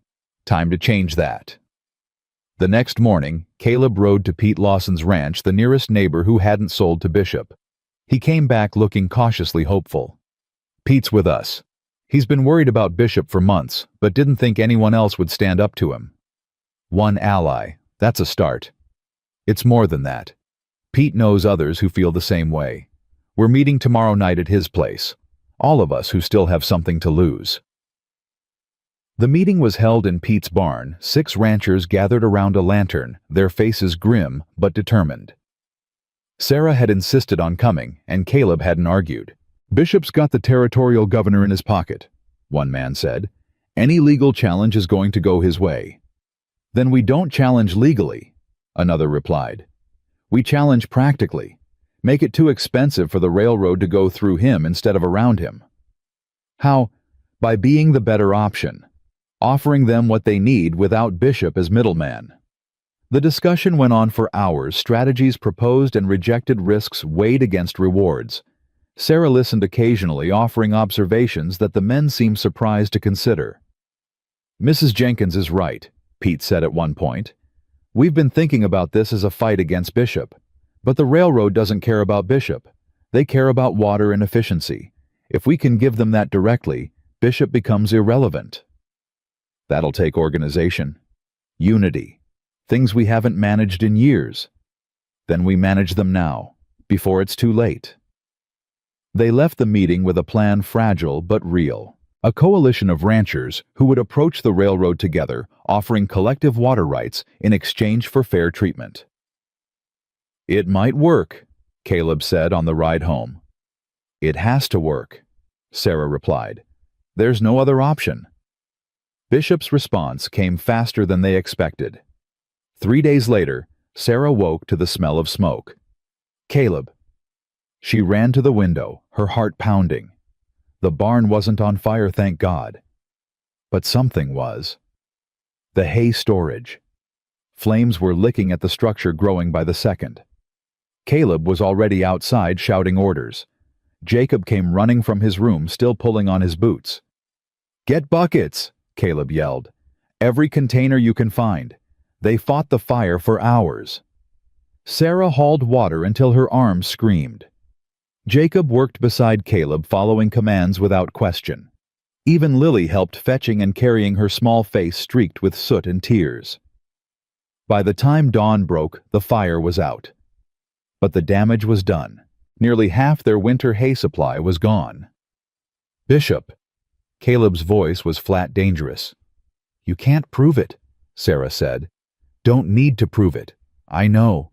He stood looking at the charred remains, his fists clenched at his sides. Sarah had never seen him this angry, this raw. He's trying to break us, destroy our supplies, make it impossible to survive the winter, force me to sell. Will it work? No. The word was steel. I'll die before I let him win. Caleb. I mean it. This land, this ranch, this... He gestured at the house at the children huddled on the porch. This is everything I have. Everything I've ever wanted, even when I told myself I didn't want anything. I won't lose it. Not to Bishop. Not to anyone. You won't lose it alone. He turned to look at her. Really look, and something shifted in his expression. Sarah, when this is over, when we've beaten Bishop and secured the ranch and made it through winter, there's something I need to ask you. What? Not now. Not like this, covered in soot with our supplies half destroyed. A ghost of a smile crossed his face. When I ask you, I want it to be right. I want you to know it's not desperation or fear or the heat of the moment. I want you to know it's real. Sarah's heart hammered in her chest. I'll wait, however long it takes. It won't be long, I promise. The promise hung between them, more binding than any legal document. But first, they had to survive. Word of the fire spread quickly. By afternoon, neighbors began arriving. Pete Lawson with extra hay from his own stores. The Hendersons with preserved food. Even families from town people who'd heard about the coalition and wanted to help. This is how we beat him, Pete said, unloading supplies from his wagon. Unity, community, everything Bishop doesn't understand. Caleb stood watching the procession of helpers, his expression unreadable. I've spent 10 years pushing people away, he said quietly to Sarah, convincing myself I didn't need anyone. And now I see what I was missing, what I almost lost forever. Sheriff Walter Price arrived that evening looking uncomfortable. Sarah watched him dismount, noting the nervous way he avoided Caleb's eyes. Sheriff? Caleb said flatly. Surprised to see you out this way. Got reports of a fire. Came to investigate. Investigate what? We all know who's responsible. Accusations need evidence, Monroe. You know that. Evidence. Caleb laughed, but there was no humor in it. You want evidence, talk to Bishop's men. Talk to the riders who've been circling my property for weeks. Talk to the man himself about the threats he made right here on my land. Bishop says he was just offering a business deal. Says you turned him down, and now you're looking for someone to blame. And you believe him. Sheriff Price shifted his weight. What I believe doesn't matter. What matters is what I can prove. Convenient. Now hold on. I didn't come here to argue. I came to warn you. Bishop's not going to stop. He wants this land, and he's got the resources to make your life very difficult. So what do you suggest, Sheriff? Roll over, sell out? Let a bully take everything I've built? I'm suggesting you be careful. That's all. Think about what you're risking. Sarah stepped forward before Caleb could respond. Sheriff Price, I've met men like Bishop before. Men who use money and influence to crush anyone who stands in their way. And I've learned something about them. What's that, ma'am? They count on people being afraid, on neighbors turning against each other instead of standing together, on lawmen who find it easier to look the other way.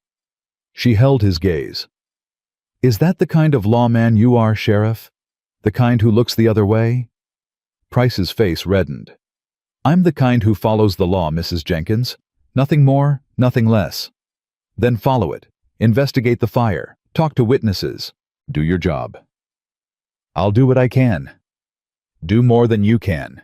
Do what's right. He left without making any promises, but something in his posture suggested she'd hit a nerve. That was risky, Caleb said after the sheriff had gone. Everything's risky now. Might as well risk in the direction that matters. That night, after the children were asleep, Sarah found Caleb sitting alone in the dark kitchen. Can't sleep, she asked. Too much thinking. She sat across from him, the only light coming from the embers in the stove. "What are you thinking about?" "Everything. The fire, Bishop, the coalition, the future." He paused. "You. Me. What I'm asking you to risk by staying. What could happen if Bishop decides to escalate?"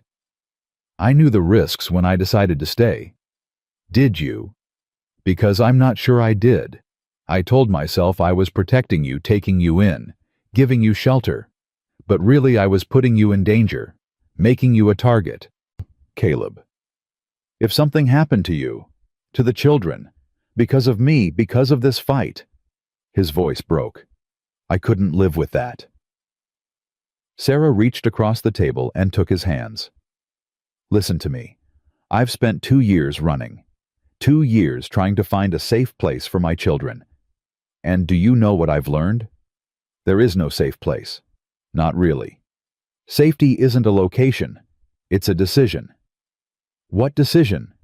"The decision to stand with people who matter, to fight for something worth fighting for, to stop running and start building." She squeezed his hands. "You gave me that chance, Caleb. The chance to stop running. I'm not going to waste it by leaving when things get hard. Even if hard means dangerous. Especially then, because that's when it matters most." He was quiet for a long moment. Then he lifted her hands to his lips and kissed them. Gently, reverently. "I don't deserve you." "Probably not. But you've got me anyway." A sound from the doorway made them both turn. Lily stood there in her nightgown, Rosie clutched to her chest. "I had a bad dream," she said. Sarah started to rise, but Caleb was faster. He crossed to Lily and knelt down to her level. "What kind of dream?" "The bad man came, the one who wants our home, and he took it all away. The house and the horses and the chickens and—" Her voice wobbled.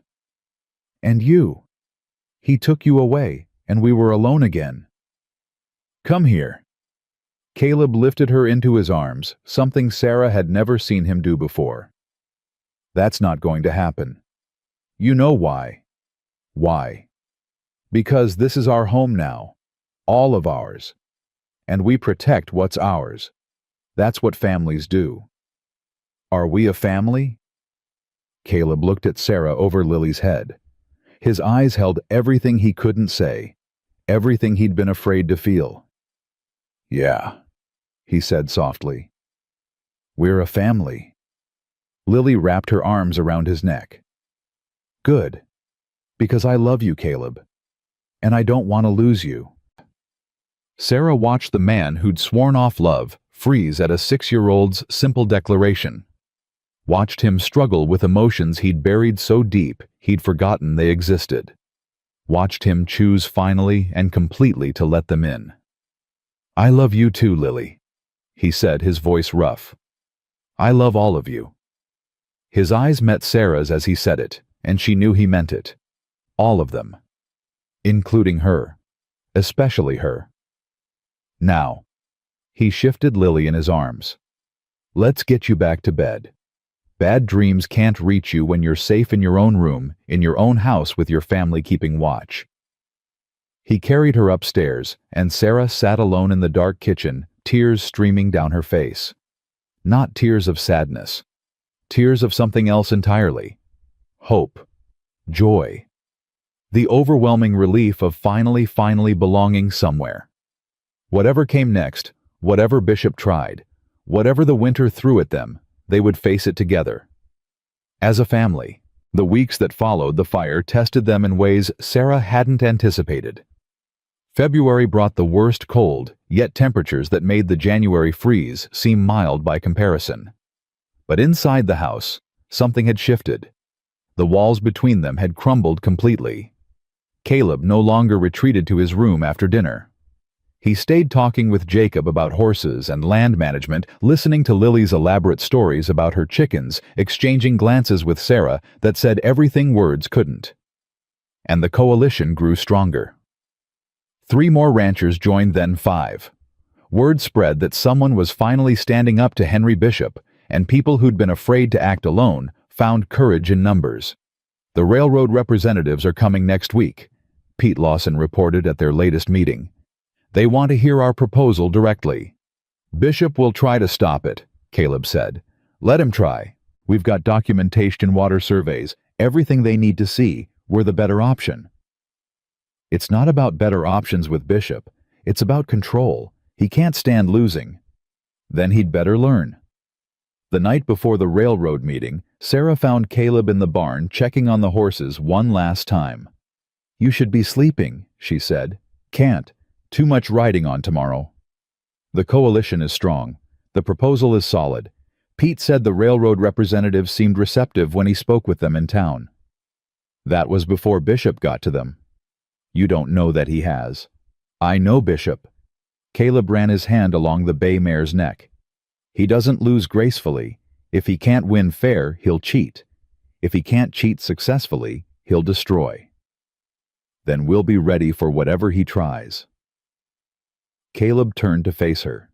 In the dim lantern light, his face showed every year of struggle, every scar from battles fought alone. Sarah, if something goes wrong tomorrow, it won't. But if it does, I need you to know something. What? He stepped closer, close enough that she could feel the warmth of him despite the cold. I was dead before you came. Walking around working, surviving, but dead inside. I'd convinced myself that was enough. That survival was all there was. That feeling things only led to pain. And now I know I was wrong. About everything. He reached up, touched her face gently. You brought me back to life, Sarah. You and Jacob and Lily. You made this house a home. You made me want things I'd given up on wanting. What things? A family. A future. Someone to grow old with. His thumb traced her cheekbone. You. Caleb. I know I said I'd wait until after. Until things were settled. But I can't wait anymore. I need you to know before tomorrow, before whatever happens, that I love you. That I want to marry you. That I want to spend whatever years I have left making up for the years I wasted being afraid. Tears spilled down Sarah's cheeks. I thought you were going to wait for the right moment. This is the right moment. Every moment with you is the right moment. That might be the most romantic thing anyone's ever said to me. Is that a yes? It's a yes. It's 1,000 yeses. It's every yes I have. He kissed her then. Not the gentle brush of lips that might have been expected, but a kiss that contained 10 years of loneliness and 6 months of growing love and a lifetime of wanting someone to come home to. When they finally pulled apart, both breathing hard, Caleb rested his forehead against hers. Tomorrow, we fight for our future, our family's future. Together. Always together, from now on. The railroad meeting was held in Silver Creek's town hall, a grand name for a building that was really just a larger-than-average room with wooden benches and a small platform at one end. But today, it felt like the center of the world. The coalition ranchers arrived early, taking seats near the front. Sarah sat with Jacob and Lily, who'd insisted on coming despite Sarah's concerns. This is our fight too, Lily had declared with 6-year-old certainty. We should be there. Henry Bishop arrived with his entourage shortly after lawyers, businessmen, men whose expensive clothes marked them as outsiders in this frontier town. He took a seat on the opposite side of the room, his eyes finding Caleb with undisguised hostility. The railroad representatives were 3 men in matching gray suits. They listened impassively as Pete Lawson presented the coalition's proposal, collective water rights, fair access, guaranteed flow rates. Everything the railroad needed offered directly and efficiently. Then Bishop took the floor. Gentlemen, what you've heard is a fairy tale. A group of small-time ranchers pretending they can offer what they don't have the resources to guarantee. He gestured to maps and documents his lawyers had prepared. I, on the other hand, have already consolidated the water rights for most of this valley. My operation can provide everything you need with none of the complications of dealing with multiple parties. Mr. Bishop's operation was built on coercion and threats, Caleb said, rising to his feet. Ask any rancher in this room how they came to sell their rights. Ask them about midnight fires and poisoned wells and pressure tactics that would shame a back-alley thug. Those are serious accusations, one of the railroad men said. They're serious truths. Bishop's face reddened. Monroe's a bitter man with a grudge. His ranch had a fire last month, and he's been blaming me without a shred of evidence. The evidence is standing in this room. Caleb swept his arm toward the coalition. Every single one of these men has a story about your methods, Bishop. Every single one has been threatened, pressured, or attacked. Stories aren't evidence. Then what about this? Sheriff Walter Price stepped through the back door, his face set with determination that surprised everyone in the room. I've spent the last 3 weeks investigating the fire at Monroe's ranch, the sheriff said, and the fires at 2 other properties before that, and the incidents of cattle poisoning that plagued this valley last year. Bishop went pale. What are you saying? I'm saying I found evidence. Witnesses who were too afraid to talk before but decided to come forward. Payment records from your accounts to men known for doing dirty work. A pattern of criminal activity that goes back years. The room erupted. Bishop's lawyers huddled frantically. The railroad representatives exchanged significant looks. And Caleb stood in the middle of it all, vindicated but not triumphant. Mr. Bishop, the lead railroad representative said, his voice cutting through the chaos. We'll need to postpone any agreements until these matters are resolved. If the allegations prove true, we'll be taking our business to the coalition. This is outrageous. I've invested years in this. You've invested in intimidation and violence, Mr. Bishop. That's not the kind of partner the railroad is looking for. Bishop turned to Caleb, his face twisted with rage. You think you've won. You think this is over. I think you're done, Bishop, one way or another. For a moment, Sarah thought Bishop might attack. His hands were shaking, his whole body coiled with fury. Then he seemed to deflate, age settling over him like a sudden weight. You have no idea what you've destroyed, he said quietly. I was building something that would have lasted. You were destroying things, Caleb replied. That's not the same. Bishop turned and walked out, his entourage following in confused disarray. The door closed behind them with a finality that echoed through the silent room. Then Pete Lawson started clapping. Slowly at first, then faster. Others joined in. The coalition ranchers, the townspeople who'd gathered to watch, even the railroad representatives, offered dignified applause. Mr. Monroe, the lead representative said, extending his hand. I think we have a lot to discuss. The weeks that followed were a whirlwind of negotiations, agreements, and new beginnings. The railroad deal was signed, fair terms for all the coalition members. Bishop was arrested on multiple charges, his empire crumbling faster than he'd built it. And on a crisp morning in early March, with the first hints of spring softening the snow, Caleb Monroe married Sarah Jenkins in the small church in Silver Creek. The ceremony was simple. No elaborate decorations, no expensive dress. Just 2 people who'd found each other against all odds, surrounded by the community that had helped them survive. Jacob stood as Caleb's witness, his young face solemn with the weight of the moment. Lily scattered flower petals she'd been saving since fall dried, but still beautiful. Do you, Caleb Monroe, take this woman to be your wife? I do. His voice was steady, certain. A man who'd spent 10 years running from commitment, finally standing still. Do you, Sarah Jenkins, take this man to be your husband? I do. No hesitation, no doubt. Just the simple truth of a choice long since made. Then by the power vested in me, I pronounce you husband and wife. Caleb kissed her, and the church erupted in cheers. Martha Thornton was crying. Pete Lawson was grinning. Even Sheriff Price, standing awkwardly in the back, managed a smile, but it was Jacob who said what everyone was thinking. Finally, he murmured, just loud enough for Sarah to hear. Finally, we're home. The celebration afterward lasted most of the day. Food appeared from every kitchen in Silver Creek. Someone produced a fiddle, and despite the lingering winter cold, people danced in the street. Sarah watched it all from Caleb's side, her hand in his, her heart fuller than she'd thought possible. "Regrets?" he asked. "None. You? Only that I waited so long, that I wasted so many years being afraid." "You weren't wasting them. You were preparing, building something worth protecting, becoming someone worth loving." Pretty words. True words. He pulled her closer, and she leaned into him, feeling the solid warmth of him, the permanence that had seemed impossible 6 months ago. "What happens now?" she asked. "Now we live. Properly. Together. We raise those children and work that land and grow old, watching everything we've built flourish." "That sounds wonderful. It sounds terrifying, in the best possible way." Lily appeared at their side, tugging at Sarah's new dress. "Mama? Papa, can we go home now? The chickens will be worried."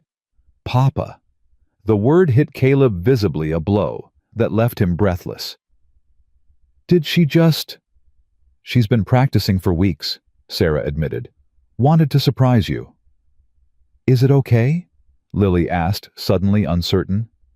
"Jacob said it might be too soon, but I wanted—" Caleb knelt down and pulled her into his arms. "It's perfect. You're perfect. Everything about today is perfect. Even the part where Jacob dropped the ring. Especially that part." Jacob appeared, his face flushed with embarrassment. "I didn't drop it. It slipped. There's a difference." "Come here," Caleb said, extending an arm to include the boy in the embrace. "Both of you. This is what I want to remember. This moment. This family." Sarah watched them, her husband and her children tangled together, in an embrace that contained everything she'd ever wanted. Everything she'd traveled 1,000 miles to find. The ride home was quiet, peaceful. The winter landscape stretched around them, still white but softening, the first hints of mud showing through where the sun had been strong. "Spring's coming," Jacob observed. "It is. Will we plant a garden this year, a real one?" "The biggest garden in the valley," Caleb promised. "Vegetables, flowers, whatever your mother wants." "I want all of it," Sarah said. "Everything. Every possibility this land offers." "Then you'll have it." They pulled up to the house as the sun was setting, painting the sky in shades of gold and pink. The house looked different now. Not just a building with food in it, as Caleb had once described. A home. Their home. "I have something for you," Caleb said as they climbed down from the wagon. "Wait here." He disappeared inside while Sarah and the children waited, curious. When he returned, he was carrying a small wooden sign. "Made it last week. Been waiting for the right moment." He handed it to her. The sign read simply, "Monroe Ranch," and beneath it in smaller letters, STA 1868, Caleb, Sarah, Jacob, and Lily. "Our names," Lily breathed. "We're on the sign. You're part of this place now, all of you, officially." Jacob ran his fingers over the carved letters. "Can I help you hang it?" "I was hoping you would." They mounted the sign together, father and son, because that's what they were now, regardless of blood, while Sarah and Lily watched from the porch. "It looks right," Sarah said. "It feels right." Caleb stepped back, surveying their work. "Took me 15 years, but it finally feels right." That night, after the children were asleep, Sarah and Caleb sat on the porch together, watching the stars emerge one by one. "I keep thinking about that first day," Sarah said, "standing outside the general store covered in road dust with nothing but 17 cents and desperation. You scared me to death." "I meant to." He laughed. "You asked me the hardest question anyone's ever asked. Do you want a wife or just another winter alone? And now you have an answer." "I have more than an answer. I have everything. More than I ever thought I wanted, more than I believed I deserved." "You deserve all of it." "So do you." He took her hand. "Sarah Monroe. I like the sound of that."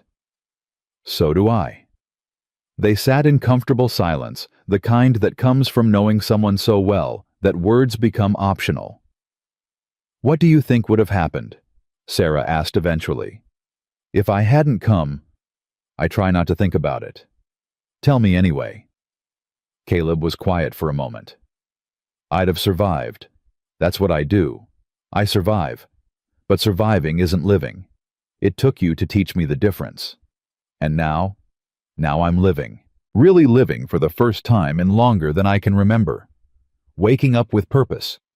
Going to sleep with gratitude. Finding joy in small things because I have someone to share them with. That's all I ever wanted, someone to share things with. Well, you've got that now. 3 someones if you count the children.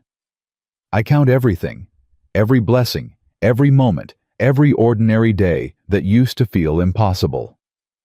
Spring arrived slowly then, all at once. The snow melted. The creek swelled with runoff. The land turned from white to brown, to the first tentative green of new growth, and the Monroe family grew with it.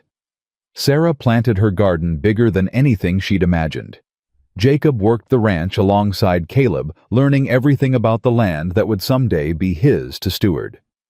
Lily's chickens multiplied Adelaide's eggs, hatching into a brood of fluffy chicks that followed the girl around like devoted subjects. The railroad came as promised, bringing change to Silver Creek. But it was change the valley controlled, negotiated on their terms, benefiting all instead of enriching one. On the first truly warm day of spring, Caleb took Sarah to the spot where they'd had their first real conversation. The creek was higher now, the cottonwoods budding with new leaves. "I thought I was doing you a favor," he said, "taking in a desperate widow and her children out of practical need. And now I know you were the one doing me a favor, saving me from a life I'd convinced myself was enough when it was barely anything at all. We saved each other." "Yeah." He pulled her close. "I suppose we did." In the distance they could hear Jacob calling for Lily, some game or argument or adventure in progress.